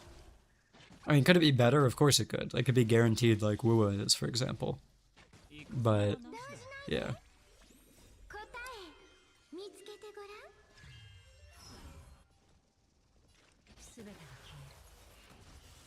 消える。涙雨。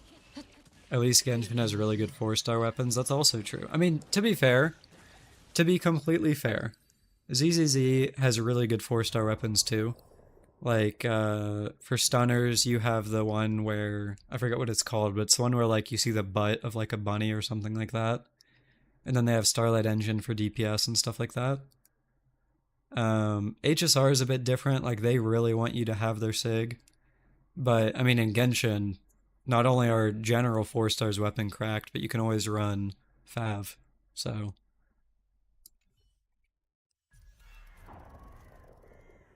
You think if Hoyo made the weapon banner guaranteed, they would increase profits?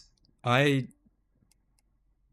mean, now that they made it a 50-50 in HSR, or sorry, in Genshin, and their other games are 75-25, I would tend to agree. Actually, no, I kind of disagree. I think they went even scummier by making it a 75-25, because on that rare chance you lose, you'll be incentivized to guarantee it. Whereas if you just could never lose, why would you? And like getting the 75 is still, like, that's still more of a reason for someone to roll than a 50-50. Sure, you could say it's less than a guarantee, but I mean, I don't know. I think they're similar enough.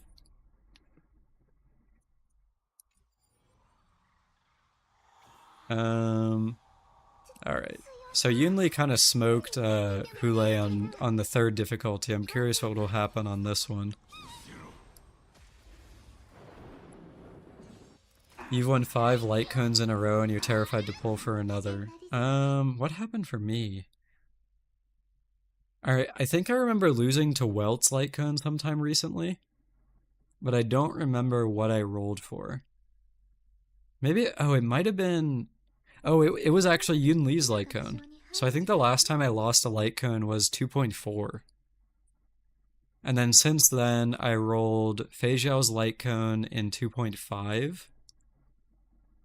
And then I rolled Castor Reese's light cone. And I think that's it since 2.4. So you want Yunli's light cone for Clara? Yeah, I mean, it's insane for her. So totally get that.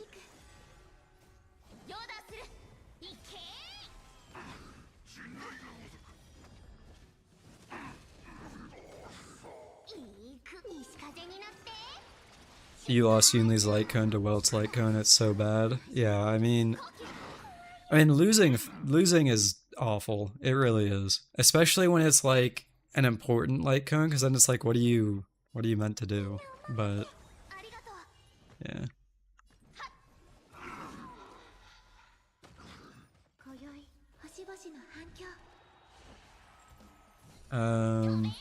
You want a real system related to the... Oh, sorry. A real system related to the past never existed. There was never any restrictions on what the past can be. All it was is saying what they specialize in. I mean... I don't know. I feel like... that's a flamer. I feel like that's a little bit revisionist. Because... back when the game launched, every character that was releasing fit into what their path was seemingly meant to do. So like Sela was a single target hunt. Okay, that makes sense. Jingwan was an erudition AoE character. All right, that makes sense. Blade was an HP scaling bruiser. That makes sense for destruction. Kafka was nihility. That makes sense for dot. But I feel like where they kind of got lost in the sauce is when they started making characters of different roles do things they weren't necessarily set out to do. So like, for example, I mean this is a more recent one, but like Mose applies multiple debuffs. Like but he's a hunt character. So like sure, he's single target and that makes sense for hunt, but then why does he do all the debuffs on top of that? Like the debuffs make more sense as a nihility character. So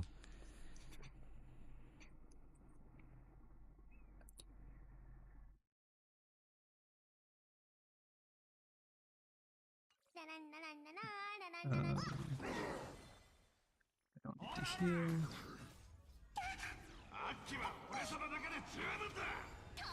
There was never any restrictions, which is what your point was about. I mean, okay, so I guess what I'm arguing is that the feeling is that the restrictions should have been there.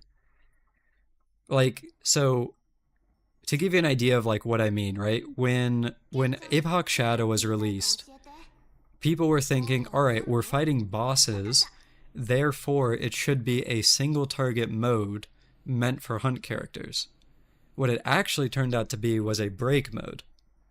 But like people wouldn't have the expectations of bosses being good for single targets and hunt characters as a result if that wasn't like how the game was like sort of pushed at the beginning. And like, did Hoyo ever directly say hunt will only ever be a single target damage dealer? No, they didn't. Of course not. But that's kind of the idea that people had. And obviously that has changed since, but that's kind of what it was.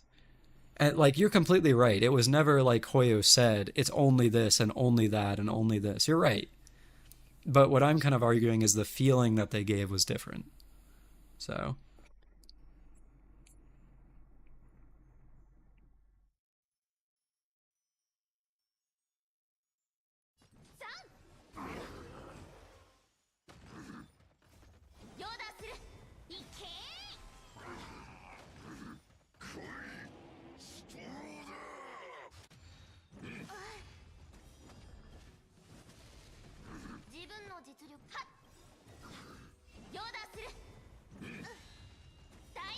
It never said hunt can't support. Yeah, I mean, I get that.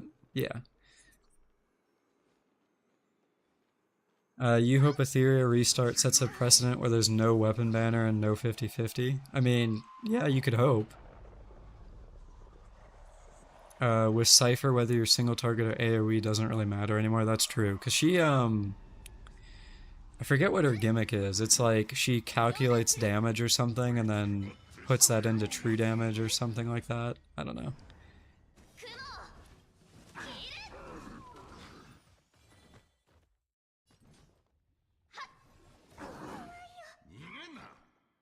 And I will say, to be clear, I agree that paths basically don't have meaning and they never did.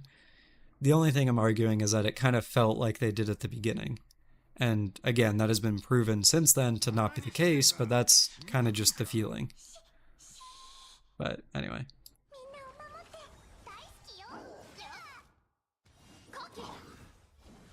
True damage based on damage dealt. Yeah, I knew it was something like that.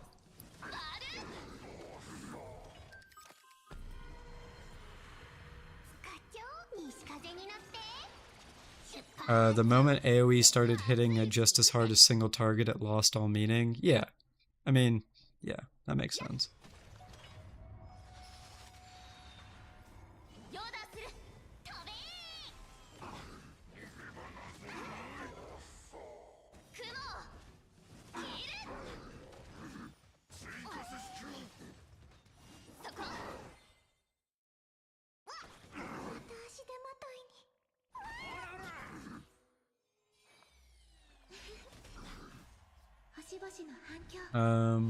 If I were to follow a path in the world of HSR, what path would I follow story-wise? Um, hmm.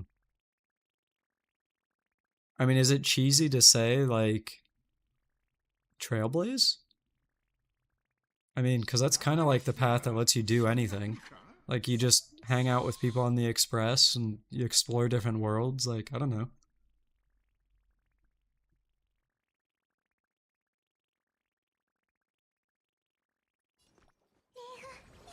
ありがとう。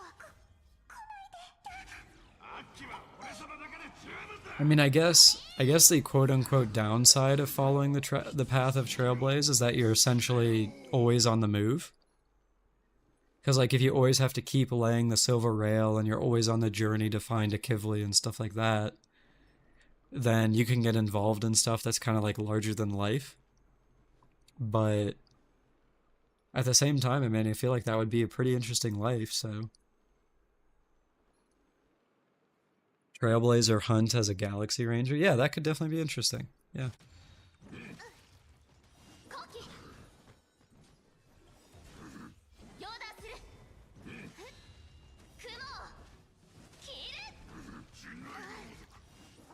自分の実力だはっヨーダする大地を割る後期ヨーダする Yeah, I'm not gonna lie with you guys, Yunli feels kind of busted against Hulai. Which, I mean, makes sense, it busted in MOC too, but... Like, I'm like half paying attention and this is gonna be like a 3500. ヨーダするいけ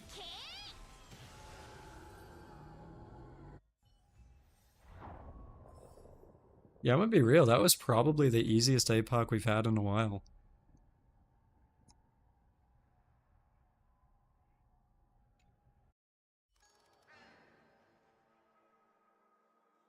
Hulai got packed up by Yunli? Yeah, pretty much.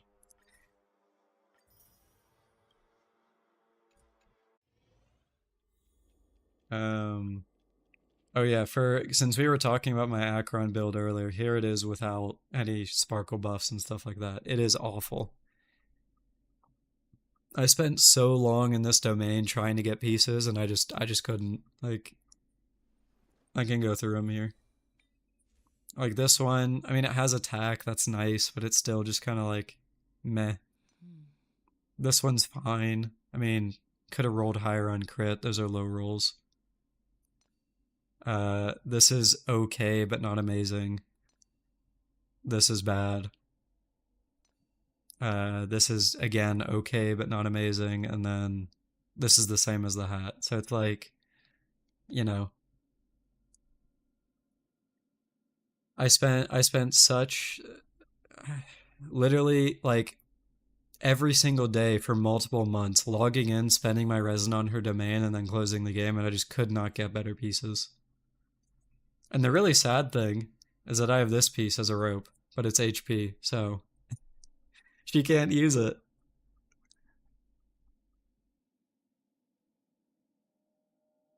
I genuinely, I don't even remember why I leveled this piece.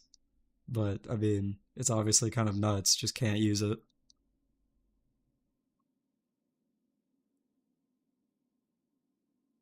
Any opinions on the seal event? So I haven't done it yet because it's locked by story, and I don't know what the reason for it being locked is. Like I don't know if like a character shows up or anything like that. So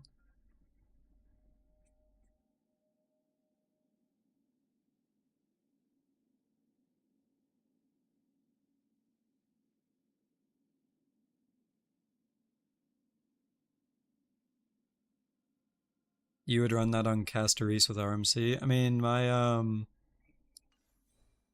Castorise pieces aren't terrible. I mean, this one could obviously be better, but my rope isn't bad. It's like I don't know that it's really worth swapping.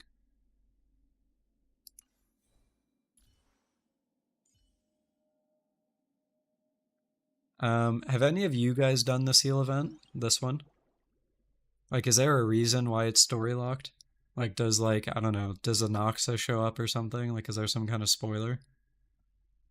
Or is it like a new area?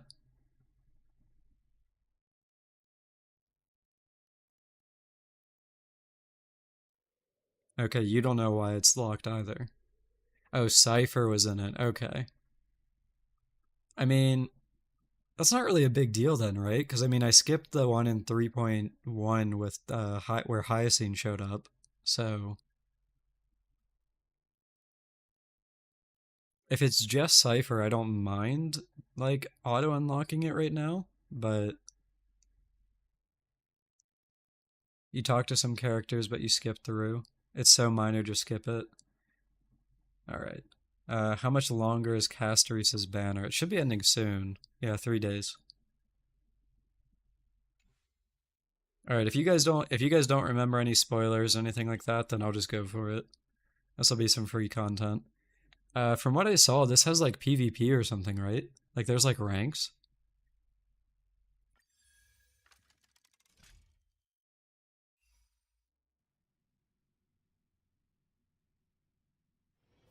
人が集まるところにはいつも暗流がある。 The event is cool. Yeah, there is. Okay. I do read the story Flamer. That's kind of why I'm asking. But if it's like unimportant stuff, then I'm not going to worry about it being that big of a spoiler.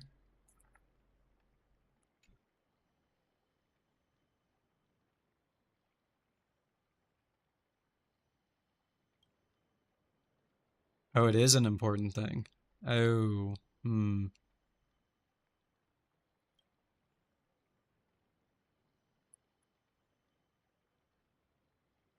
That's a tough one then. I'm not really sure if I should do it then.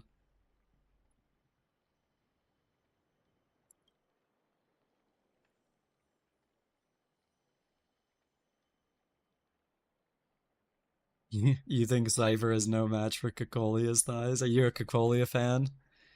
I feel like Cocolia fans are kind of like Signora fans from Genshin. There's like hoping that eventually one day they'll be playable.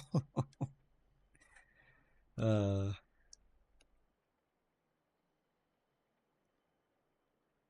Depending on how the main story ends, this, what's said here could become null.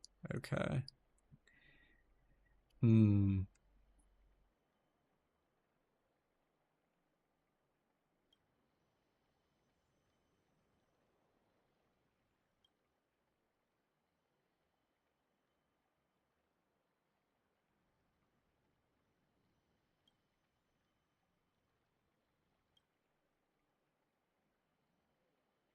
Um, I'll be honest with you guys. I really feel that if excuse me, if Hoyo actually kills a character, there's basically never a chance that they'll be playable again, which is why we haven't seen Signora at this point. I mean, the only way that I could see them coming back for real is if they somehow like revive in an alternate form. And even then, that's like, are they really coming back? Like, I don't know.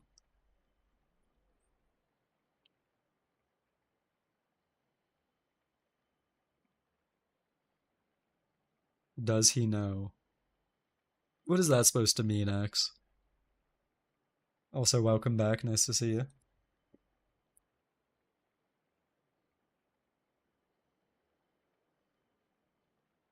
It's not the same character anymore. Yeah, I mean, Tingyun wasn't actually dead, so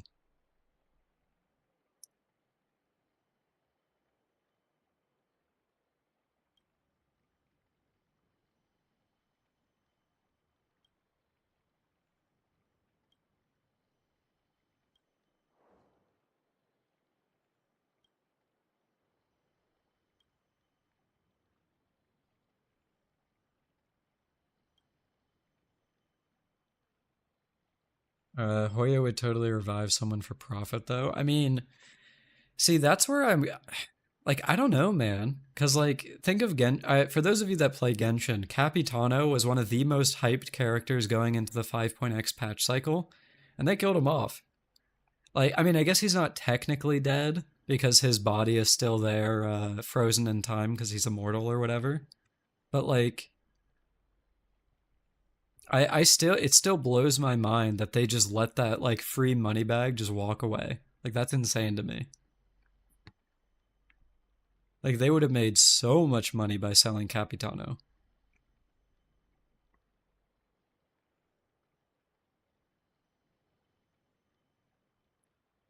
Capitano's just emitting his aura. Yeah, I guess so. Genshin devs are deaf to the player base. I mean, I feel at this point they kind of realize that they can just do whatever and people will just take it. Like, good or bad, right? Like, I'm not, like, Genshin does do good stuff here and there. But they also do some stuff that's not good. And it's like, it doesn't matter whether it's good or bad, the player base will eat it up. So.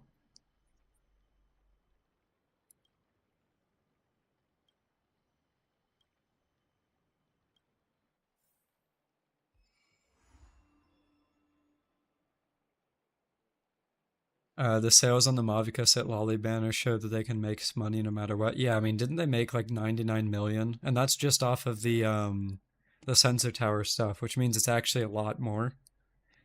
Like, it was probably the most scummy thing they've ever done by putting the free rolls on the second half after it was over. And then they still made nearly $100 million based on Sensor Tower. Again, it would be more than that. You got some ice water and your hands are numb? Did you grab the ice with your hands?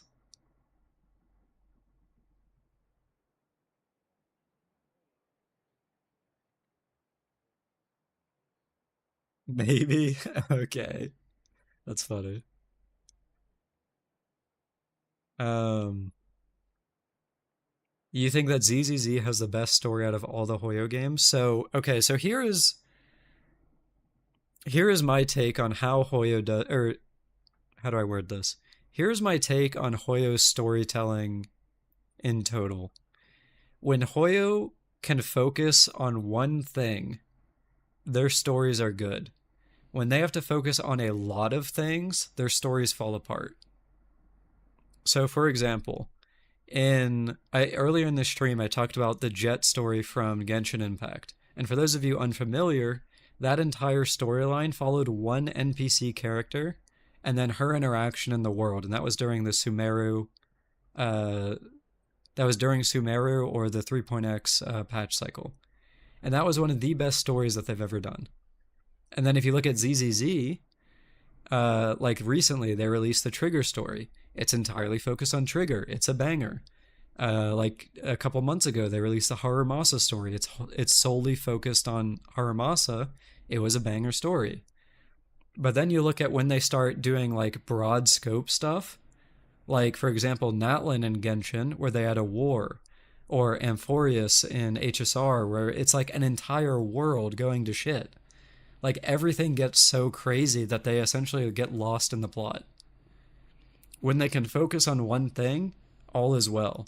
When they have to do so many things, it's bad.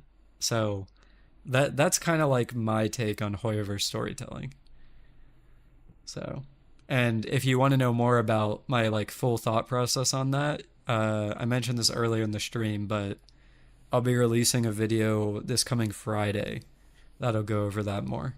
So stay tuned for that, I guess. I don't think I said hi, so hi, Anime Seeker. Nice to see you, dude. Yo, Axel, what's up, man? Welcome in, welcome in. Maide looks like he could have been the Pyro Archon. Yeah, a little bit. He's like all gold, red tattoos, makes red crystals, but somehow is an imaginary character. Like that just blows my mind.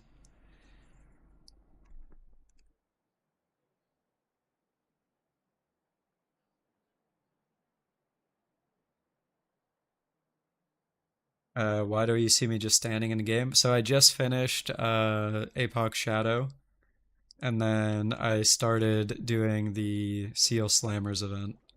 So that's what that's all you missed.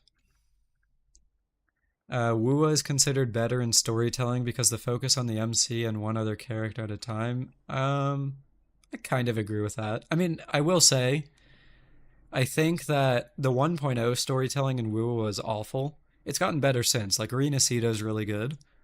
But also, I think they could benefit by making their stories a bit longer. So like I think the recent Carthedia story in 2.2 I think was like under 4 hours. And I think like adding an extra hour in there to develop the relationship between Carthedia and the MC better would have been nice. Like they don't need to add too much more, just a little bit more. Cuz like it excuse me, it felt a little bit rushed. So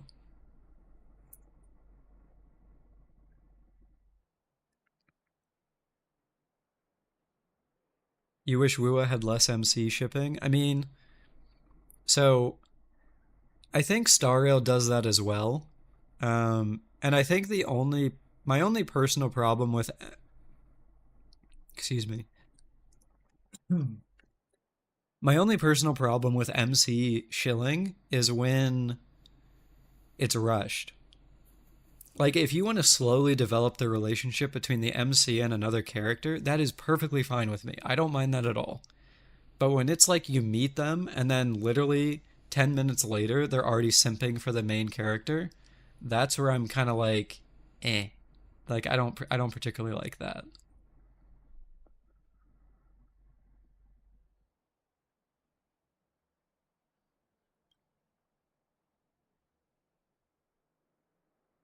There's like one MC shill a planet in HSR. I mean, yeah, I'm not saying like I'm not saying it happens often in HSR. I'm just saying it happens.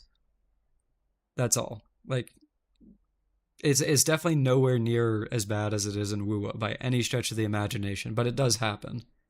Like we had Firefly in 2.x. This patch we have Castorise. I guarantee you in 3.x there's gonna be another one. And I mean that's fine, right? Like it, it is what it is. But even with that, like it goes back to what I said with as long as the relationship is built up over time, I don't mind it. But HSR sometimes rushes that and then it's not as like great.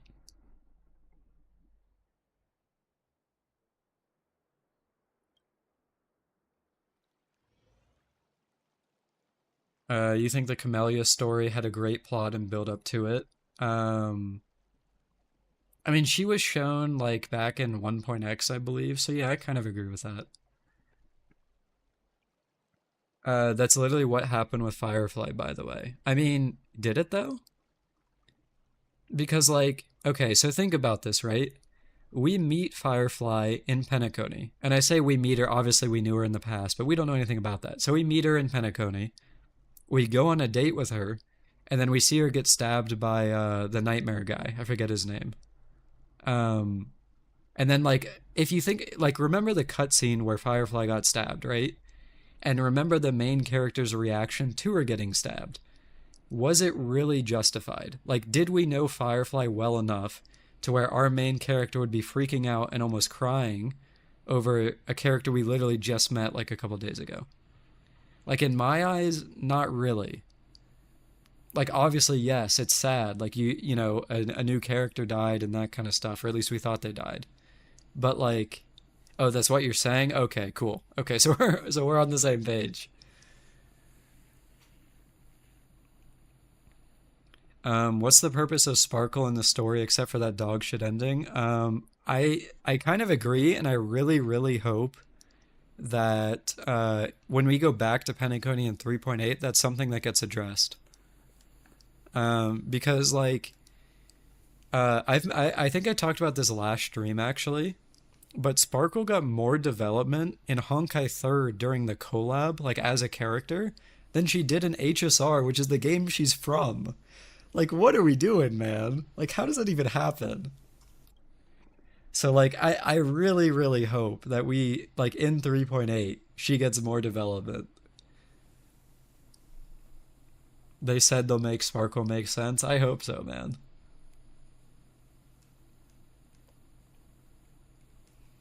Um, Do you remember when declining to take a picture with Firefly crashed the game? Did that actually happen? I don't remember that. Was that like one of those bad endings that they do sometimes?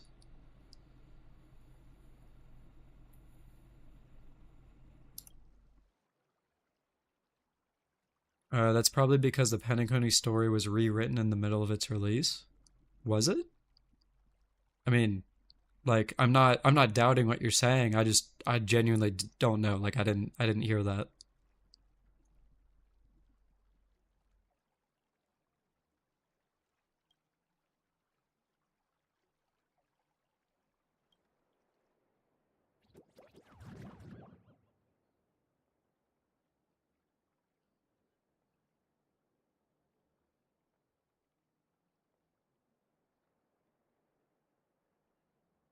If you remember correctly, they said it in the 2.1 special program. Oh, okay. I wonder what the changes were. I mean, maybe it was the adventuring stuff. Like they changed it to give adventuring like a bigger role, and like that's why he had his stuff in 2.1.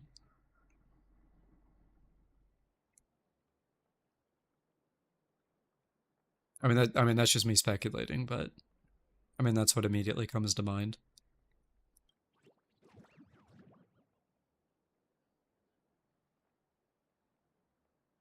They changed it because the story leaked. Oh. Okay. I mean, if that's the case, yeah, okay, that makes sense. I will say I do appreciate leaks in terms of like seeing animations and then learning what characters do, but story leaks, like, man, those piss me off. I hate story leaks. Like, what benefit is there to ever leaking the story of upcoming content? Like, why?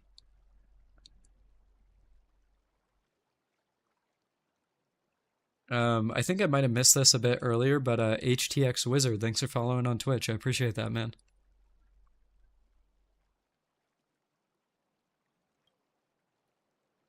Everyone knew Firefly was Sam months before 2.0.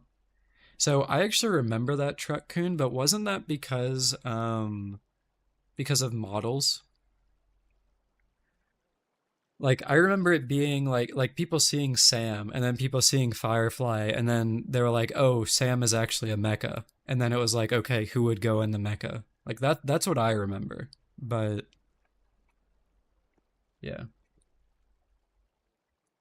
You're going to do the story regardless, so you'll feel the same no matter what. I mean, okay, so I will say that like spoilers don't really. Oh, yo, Bacon, dude, I appreciate that. Have a good night, man. Thank you so much for the donation. I really, really appreciate that. Thank you, dude.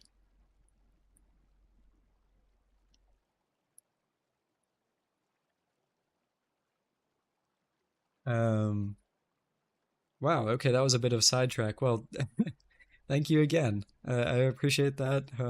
Hope you have a good night. Okay, so what I was saying was that I am someone who doesn't really get affected by spoilers, right? Like, okay, so let's say this is just me throwing. So let's say that Phynon is actually Acheron in disguise, right? Let's say that's a leak that comes out. Obviously, that's not true. That's just an example.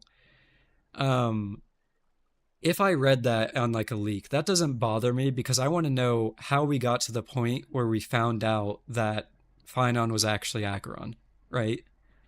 But while it doesn't bother me, I realize that it will bother other people, and that's why I hate story leaks.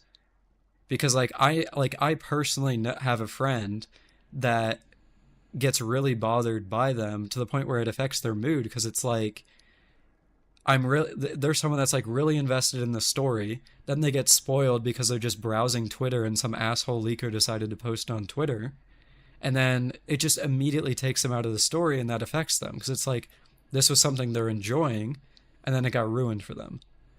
So like I feel for the reason I hate story leakers is for that reason, not necessarily the leak itself, if that makes sense.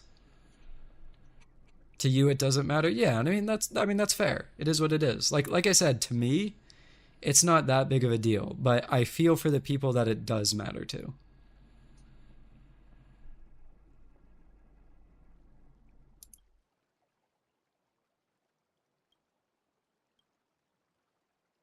It happened to you with Jujutsu Kaisen? That's fair. Yeah. I mean, from what I remember, the Jujutsu Kaisen leaks were crazy. Like, those would blow up on Twitter and Reddit and stuff like that. And it was, like, honestly hard to miss. You've personally went to the end of books just to see how it ends. I feel like we're kind of the same person because I've done that too. Or at least I did when I read a lot more books. Nowadays, I read a lot more like manga and manhwa, and I don't do that as much. But back when I was younger, I read a lot more just like books, and I would do that. I mean, I think the reason I stopped doing that is because I usually read online now, so it's harder to just kind of like flip to the end of the book. Like all you had to do is flip the book over, look at the last page, you're done, right? But nowadays, reading manga and stuff like that, it just kind of like took me out of it to do that. So I don't do it as much, but I definitely did that when I was younger. That's kind of funny that you did the same.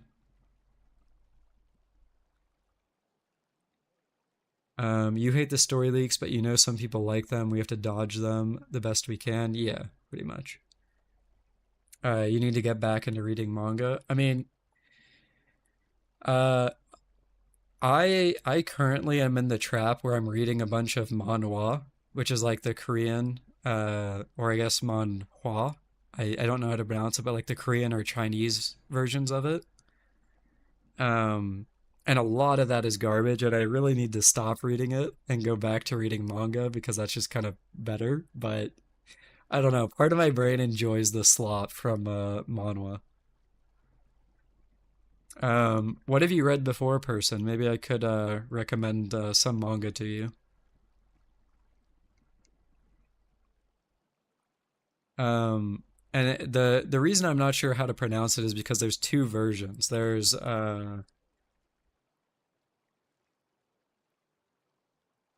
both of those like one the one with U or HUA I believe is the Chinese version, and then WHA I believe is the Korean version. Um, so yeah. I'll soon get into the web novel phase. I mean, I've read web novels too, so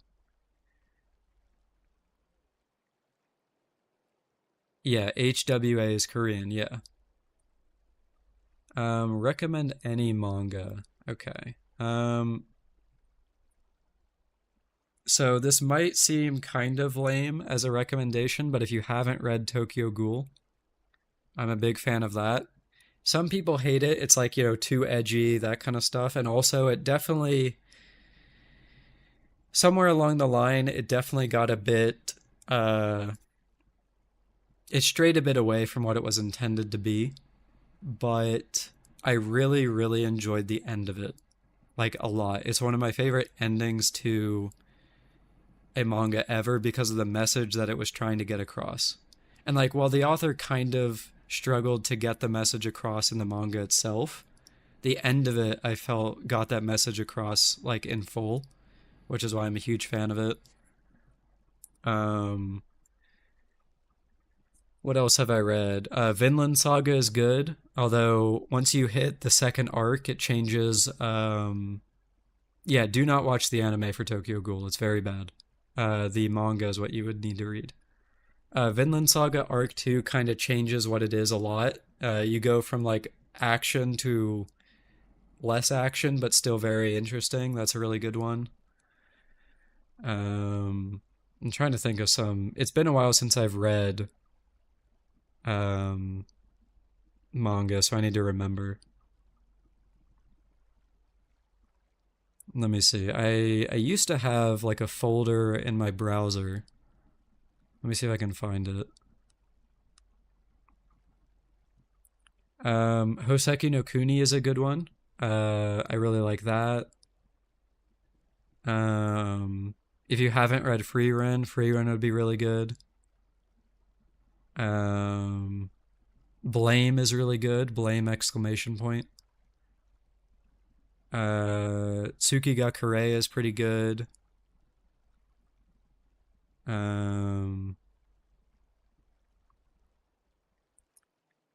This one is kind of slop, but Yakuza Reincarnation, I kind of like that one.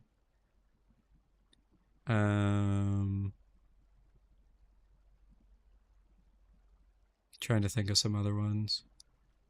Another more slop one would be Eminence and Shadow. I mean, that one's just kind of like fun. It's slop, but it's fun. So yeah, there's a few. So, is the music Eve? Hold on. No, this is Notori, Thaddeus. Let me link it to you.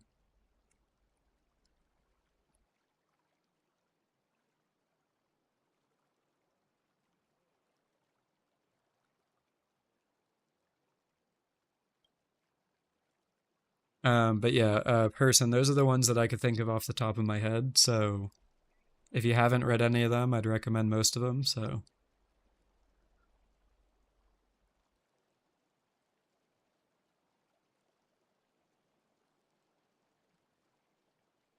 uh you think Reverse Insanity is really good? Is that a manhwa? Is that a manga? I haven't heard of that actually.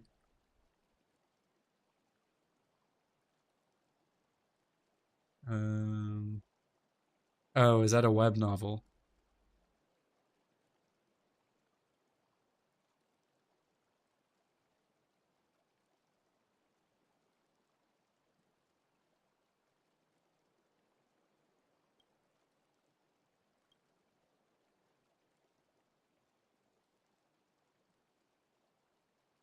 You kind of want to write a manga? I mean, hey, I mean, if that's what you want to try to do, that's.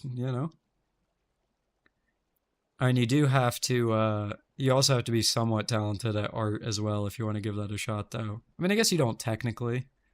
I mean, and everyone starts somewhere, but I feel like the hardest part would actually be paneling rather than the art itself. Like knowing how to organize the page and that kind of stuff. Off topic, but you're starting Devil May Cry 3. Dude, I hope you enjoy it. I've watched playthroughs of all the Devil May Cry games. They're pretty cool. So, handling an art would be your worst nightmare? Yeah.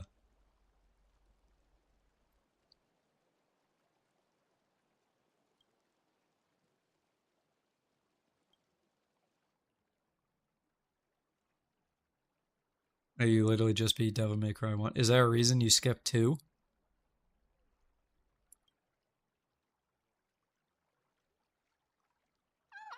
We don't talk about Devil May Cry 2? Alright. Wait, the emojis that are with you as a seal, this is cute as hell. I like that. Help, I'm surrounded by seals.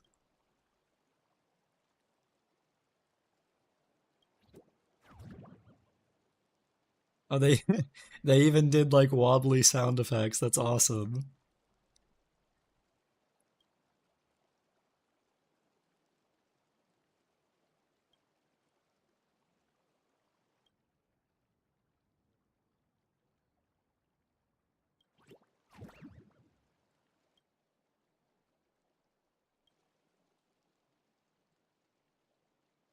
Okay, so I'm kind of starting to understand why you said the seal event is relevant to the story, because it's kind of hinting a little bit at the current theories and stuff like that. So it definitely makes sense.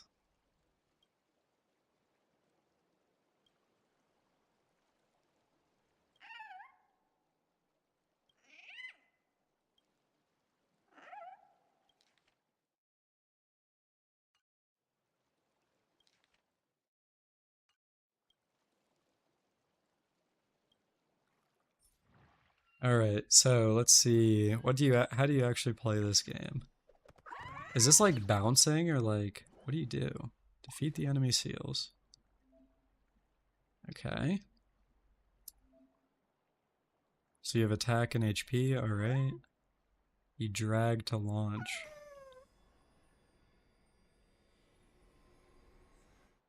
Can I like hit multiple? Oh, you can. Okay, cool. There's definitely a decent amount of foreshadowing in this event. Yeah, I kind of got that. I mean, Fainon showing up on its own is kind of sus, so...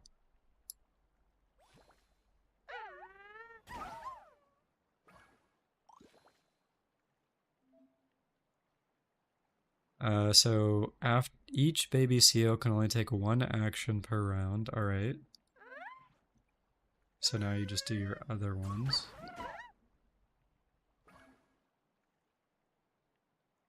Okay. So you can do like rebound damage. Alright, that's nice.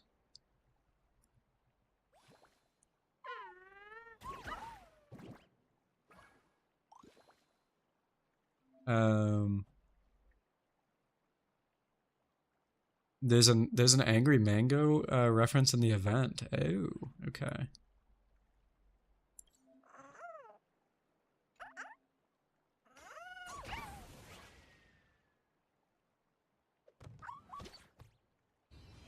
Oh wait, do more seals come in?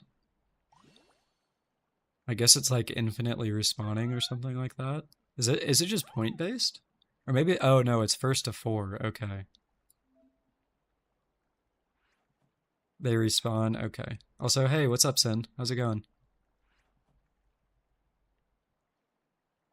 They respawn with one exception. Oh, is there like a seal that has like an exterminate ability or something like that, where they can't respawn? You forgot Anger Manu gets called Angry Mango. Yeah. I mean, that's just habit for me because I'm an FGO player. But yeah. By the way, when it comes to Remembrance, you like the idea of a summoner class as of now. The issue with light cones is big, but you feel like it's mainly a short-term issue. I mean, so I feel it's only an issue as much as Hoya wants it to be. Because, like, I feel if we get, like, a free event light cone for Remembrance, we're good. So, yeah, I agree with what you're saying, Flamer. I like the idea of a summoner class, like, it's cool. I think having more units does actually add a lot of depth to the game. They just need to solve the problems that came with it, which right now is just the light cones. So, one of the seals absorbs your other seals to power itself up and never respawns. Okay. Alright, I appreciate the information. You've never played or watched Fade in Life. Okay. I mean, I would not recommend playing FGO, just because the gacha is kind of bad in that game. If you really want to experience the story of it, just watch it on YouTube. I think the main animes are pretty solid. I mean, Zero, Unlimited Blade Works, and Heaven's Feel are pretty good. Never was or would. Oh, you would never watch Fade? Alright then. I mean, fair enough.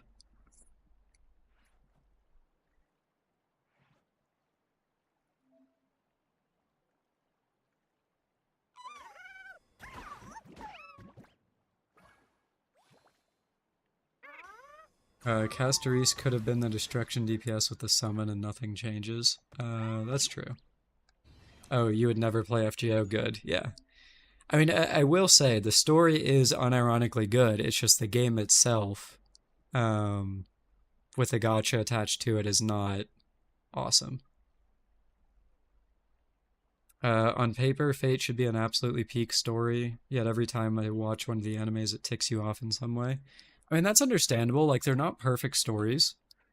Like, for example, one of my friends never wanted to watch it because he didn't like the idea that people from history are, like, servants. And then another one of my friends didn't like the idea that certain heroes felt gimped. For example, they didn't like that Gilgamesh lost a couple times, which is, like, a slight spoiler, but I tried to keep it vague. So it's like everyone will find some reason that they may not like something. I mean, that's fine. It's not for everyone. So,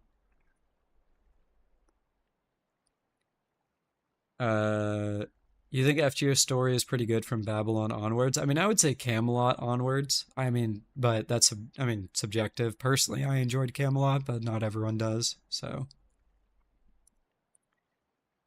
you'll watch Fate whenever they say what patch the collab is coming in. That's fair.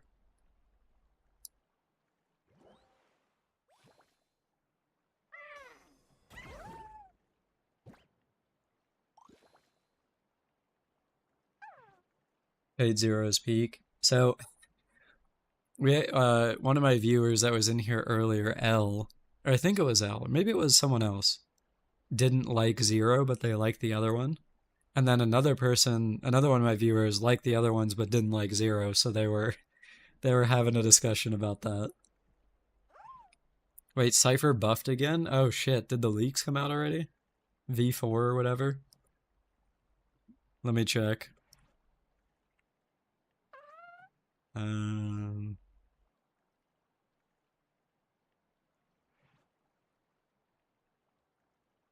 Oh yeah, they did come out. No way they buffed her again.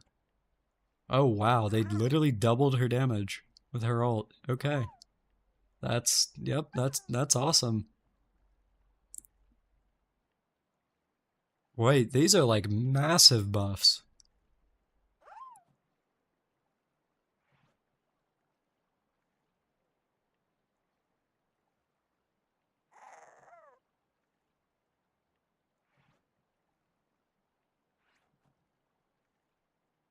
Dang. Buffs for Cypher, recoil. I mean, I can't obviously show it on stream because it's leaks, but if you want to, it's on the leak subreddit if you wanted to look at it. The E1 bait got crazier, yeah.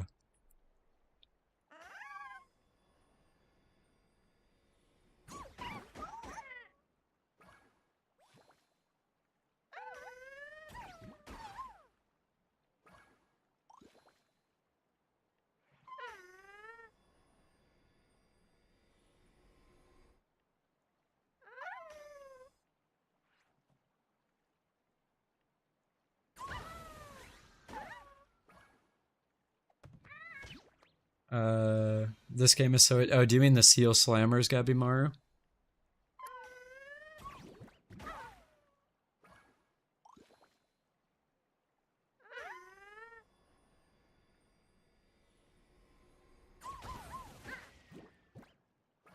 Yeah. I mean, you're getting slammed by some people though. I mean, it seems fun so far. I mean, it's basically. I mean, I don't really know what to compare it to, but it's kind of reminding me of like Pool.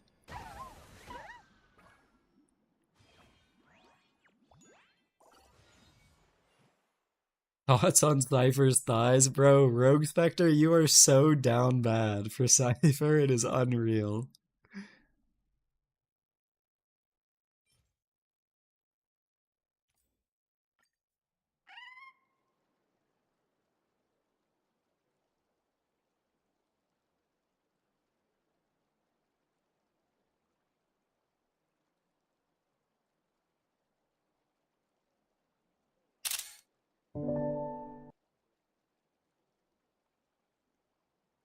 I just want to I just want to bring this up on screen here.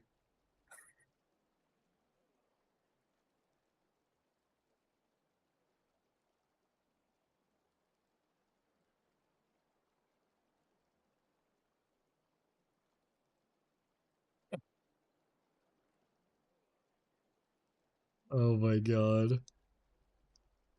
Caught in 4K.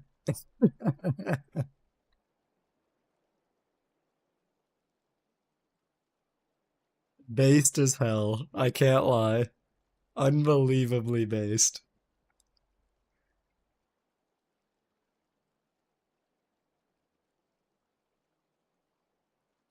That is so funny, actually.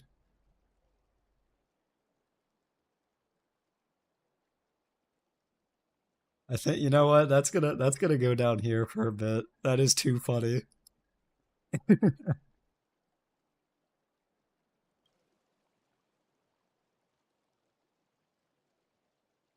Low key relatable though. That is high key relatable. Let's be real.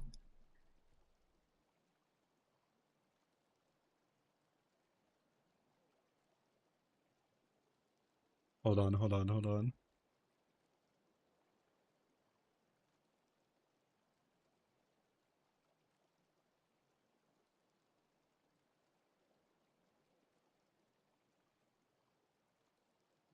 Surely I can find this.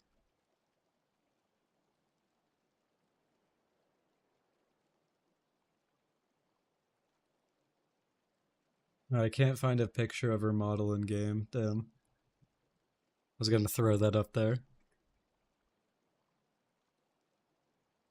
You're pulling Cypher just for the thighs. Okay, so question for you guys. For those of you that have played through the 3.2 story, um I know Cypher was in it, but like how relevant was she? Or was it basically pretty much entirely focused on Castoris and Anoxa?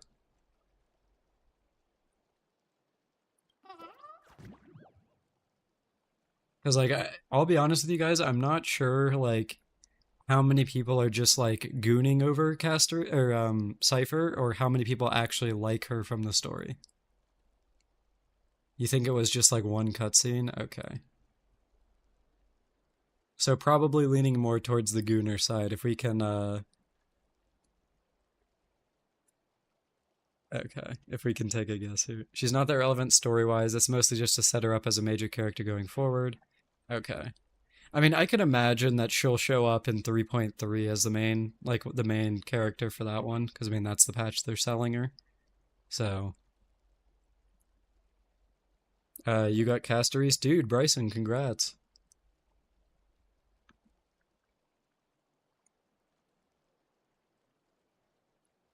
You're the #1 Partafellis fangirl. I am not too familiar with who that is.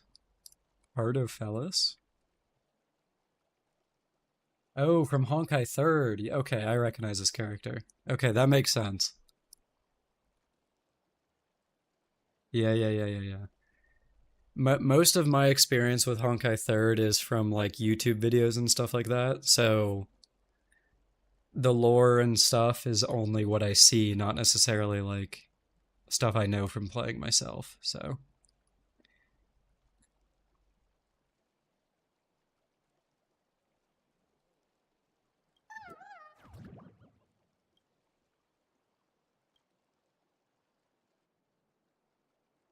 you didn't and won't play Honkai 3rd. Yeah, I don't really plan on it. I've actually tried multiple times to get through the beginning, but I feel like the beginning experience for Honkai 3rd is just so bad that it makes me not want to play past the beginning.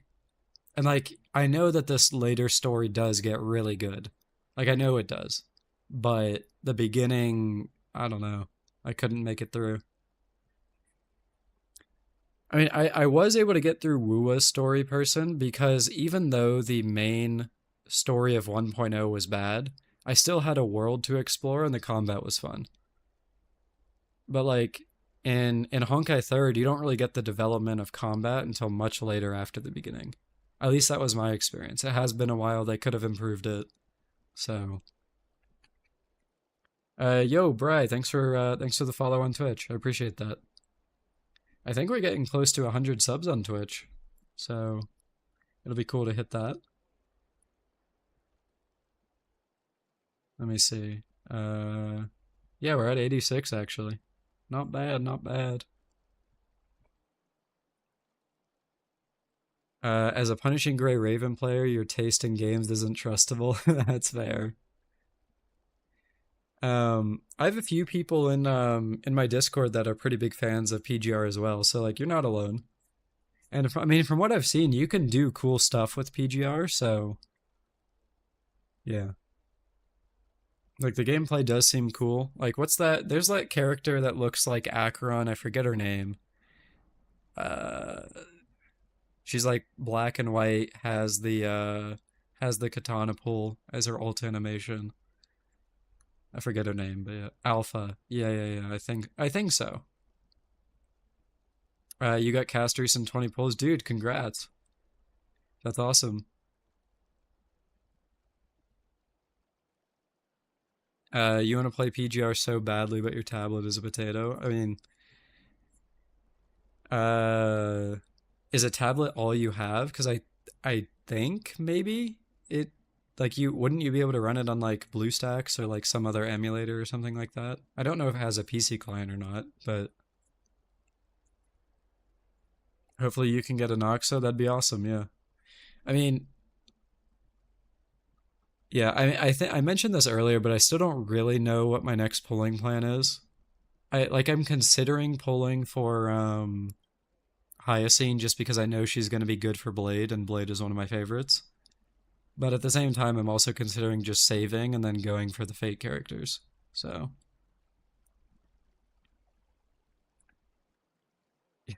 your brother made your phone a Coco Melon bot? I'm so sorry for your loss. The collab is near. Yeah, hopefully.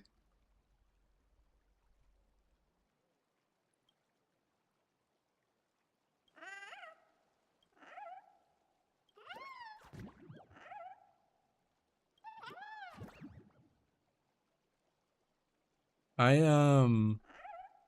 I don't have a lot of like jades right now, but I do have crystals left over from when I bought the packs the past 2 years. Not the current year, like not the most recent reset, but so I mean I should be okay to spend some here and there to get some like I could get Hyacine if I wanted and I'd be fine for the Fate collab probably.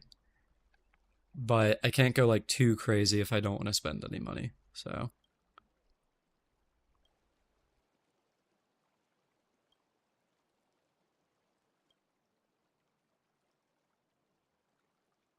Lucia Alpha. Oh. Uh yeah, that's a little bit down bad, Muffins. Jesus.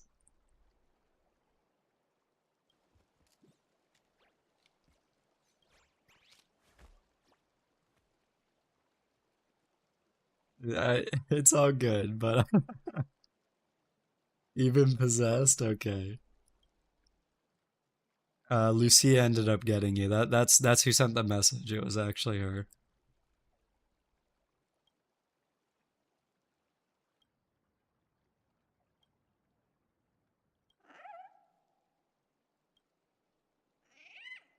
Cat walked over the keyboard, yeah.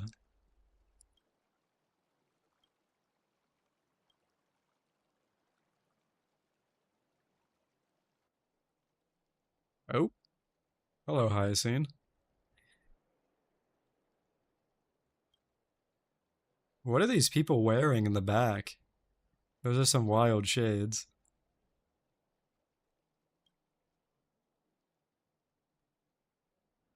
The Mythemis brothers. Okay.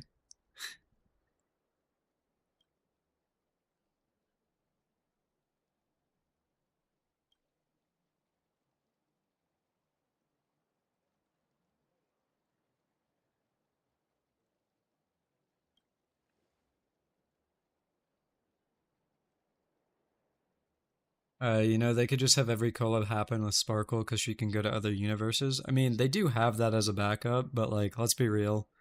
They're probably gonna want to sell a new character on the next collab, so like if HSR and Honkai Third collab again, for example.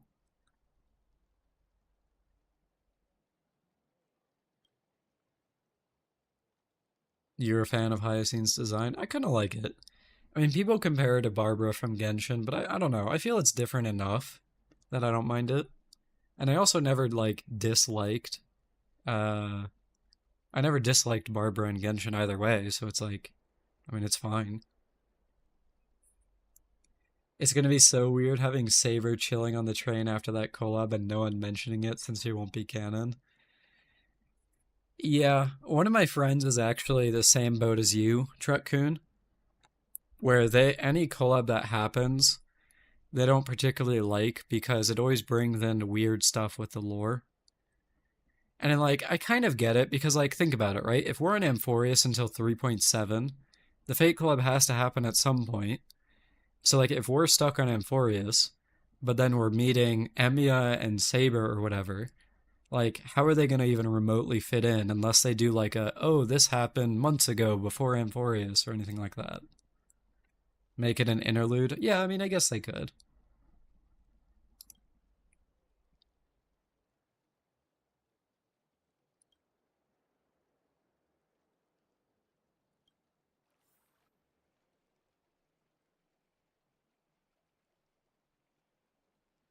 Just make the Amphorius characters be in it. I mean, even then, though, does that, like, make a whole lot of sense? Because, like, we're still in a war against the Black Tide or whatever, right? So it's like, oh, but actually, we're taking a break. But then again, I guess we're doing Seal Slammers right now, so I guess it makes sense. Why not?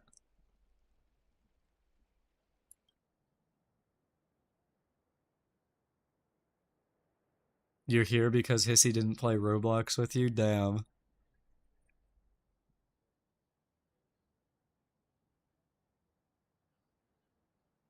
Roblox has always been wild to me because I am I am old enough to have been around when Roblox first launched.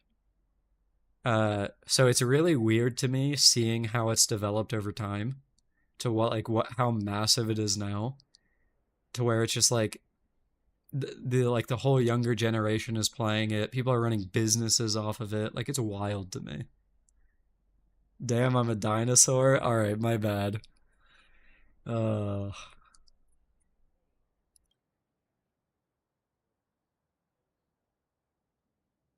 I did say earlier that, like, I might be reaching Unk status, so you know it is what it is.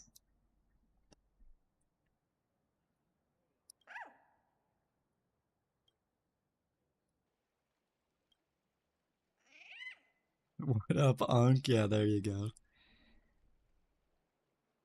You feel that if HSR wanted to collab, Fate is the best candidate. Um, I guess for what reason do you feel that way? Because, like, literally right above your message, Truck Coon says he doesn't think they're compatible. So I'm curious what you think or why you think they are.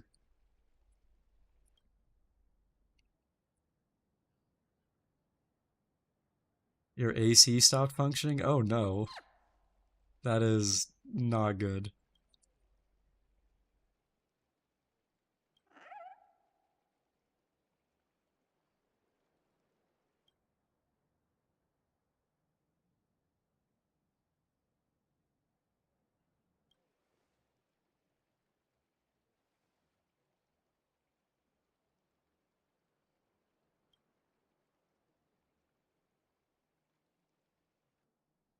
Alright, I finally made it through the dialogue. Holy. That only took like 20 years. And there's even more dialogue to go.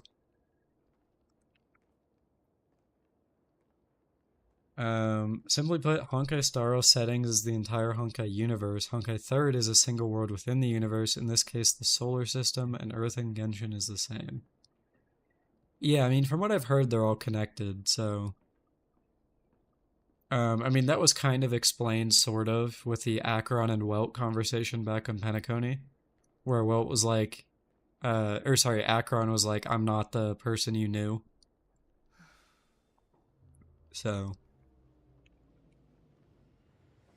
but yeah, speaking of the Fate collab, so I don't have a lot of rolls in Jades to get the characters there, but I do still have these from back the initial top up bonus and then the first reset at the first anniversary.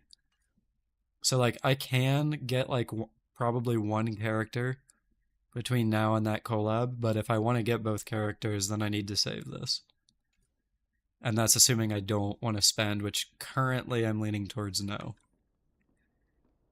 I mean, I still haven't I haven't bought this, so. You think Archer's probably going to be a 5-star? Yeah. And if he's someone we have to roll for, then it's like, well, and I want to get both of the collab characters, assuming it's just two, so I would need enough to get both.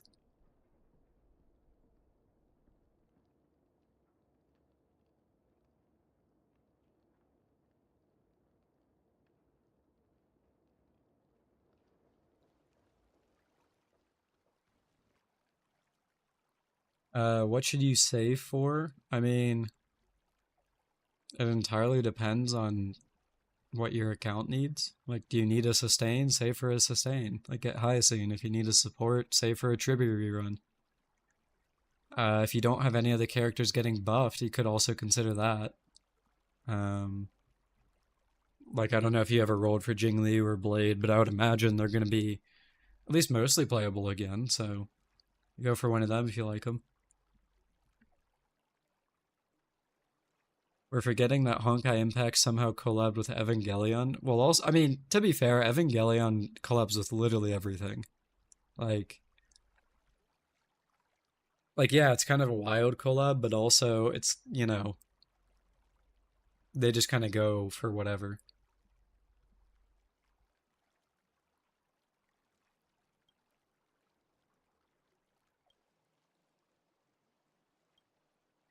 If you Roth.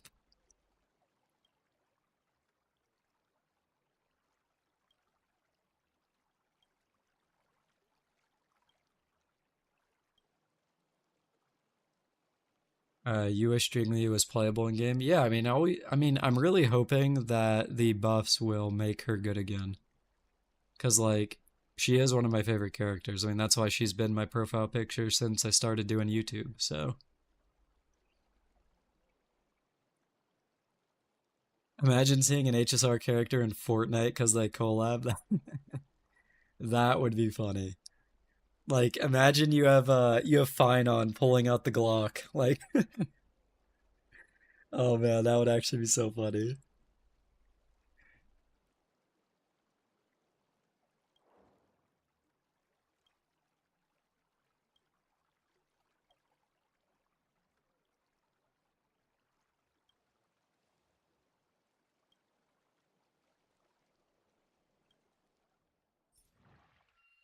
All right. So let's see. What do I need to do in this event? So there's a group stage. I'm assuming I have to do all of the main story before I can do the PvP stuff.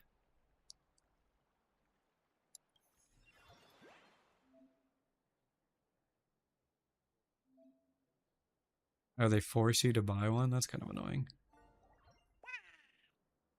Um, you're a bit surprised that Hoyo hasn't done a collab with Fortnite? I mean, that would be interesting. I don't know.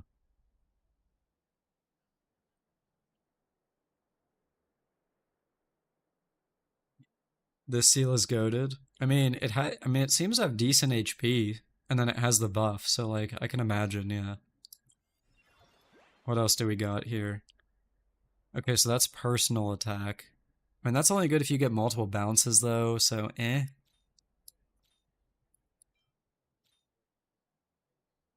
Oh, grants the first seal an extra action. That is crazy. Holy.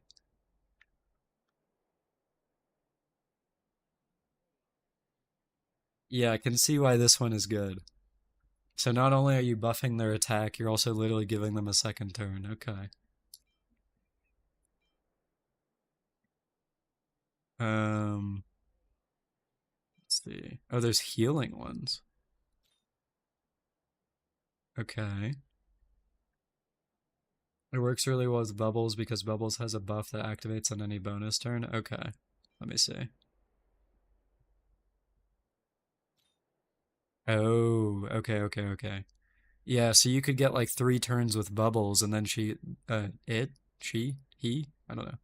And then it gets, okay. Yeah.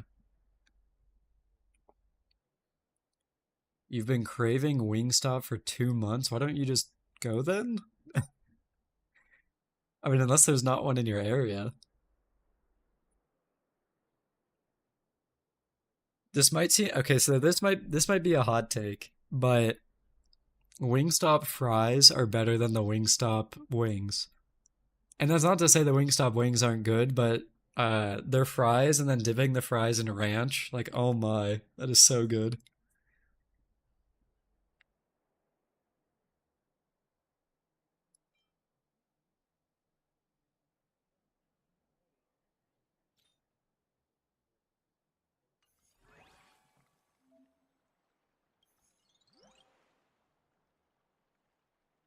How would you get Wingstop? Just hopping the counter and stealing? Okay. Stick to gotcha takes? No way, brother. You can't call me out like that.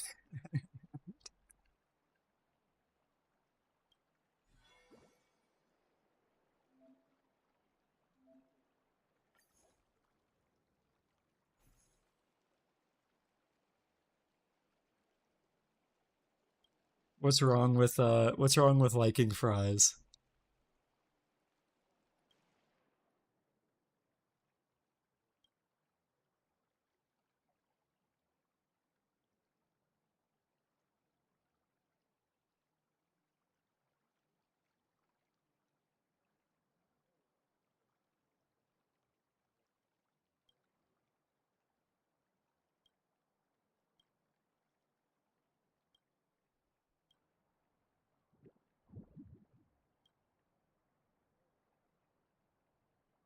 You've actually never had Wingstop before? You just want it so bad the other day. Wait, so you've never had it, but you're craving it? Uh, I mean, okay. Fair enough.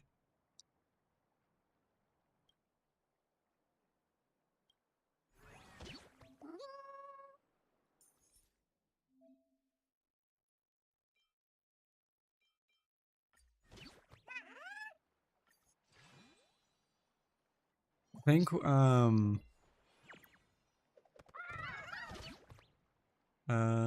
I thinking? So I guess I would want to do this, maybe? Because I get the attack boost.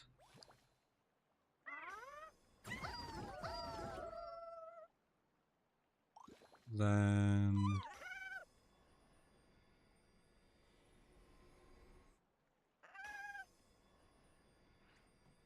go for a double hit.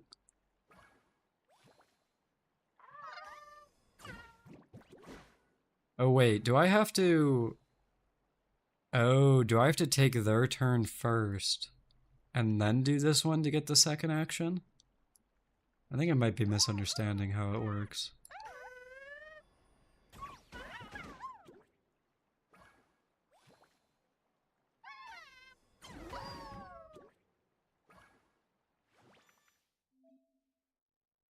Oh, okay, so you have to get this first. You get it from the buff after the round ends. Okay, okay, okay. I thought it was like a passive that just worked. So, okay, that makes sense.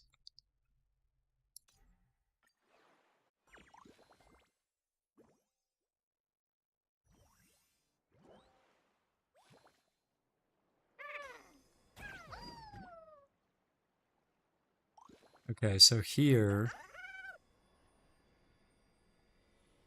I can attack that. Oh, it didn't die. I probably should have done that first. That was dumb.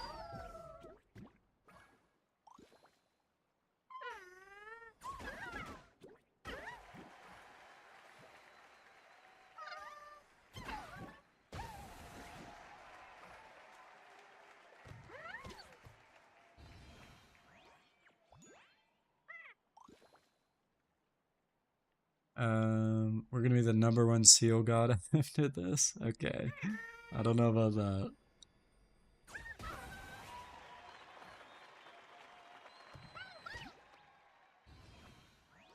Until you get the buff you want, do you... Okay. Well, there we go. I got the buff. Okay, so now that I have this buff, do I use the attack buffer first, or do I use bubbles first?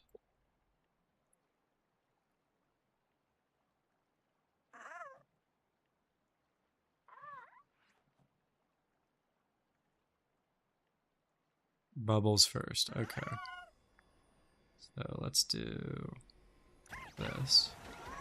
So that gives me another action.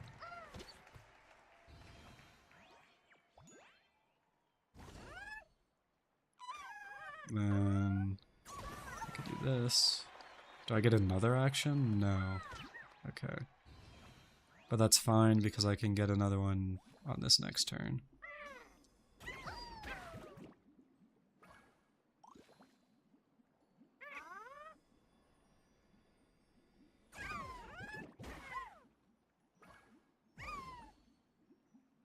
Holy 17 attack.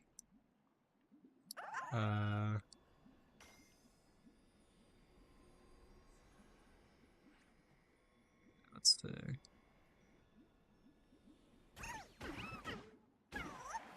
Nice.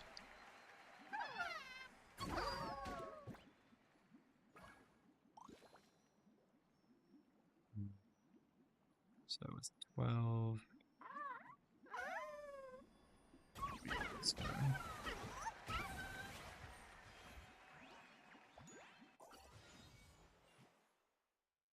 Oh, so I already won. Okay.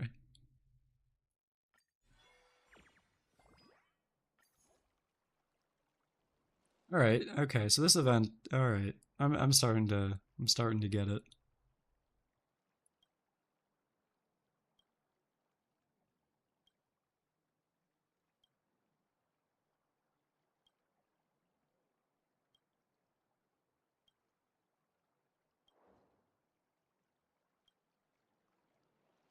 I'm already the seal god. Hardly.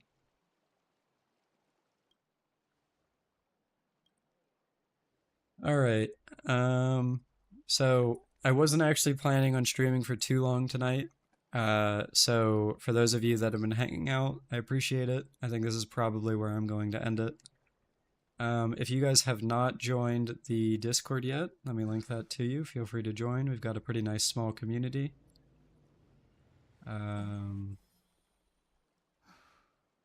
So here it is for Twitch, and then here it is for YouTube as well. I think that'll send to YouTube, hopefully. I might need to refresh here. Say goodbye to you all. All right, give me a second. Hold on. Hold on.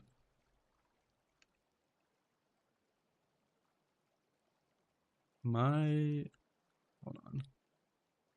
I'm trying to send a message into YouTube chat. I guess I just hope that that one's sent. Anyway, all right. So, before I end, as usual, I'll say bye to everyone since that's what you guys seem to like me doing.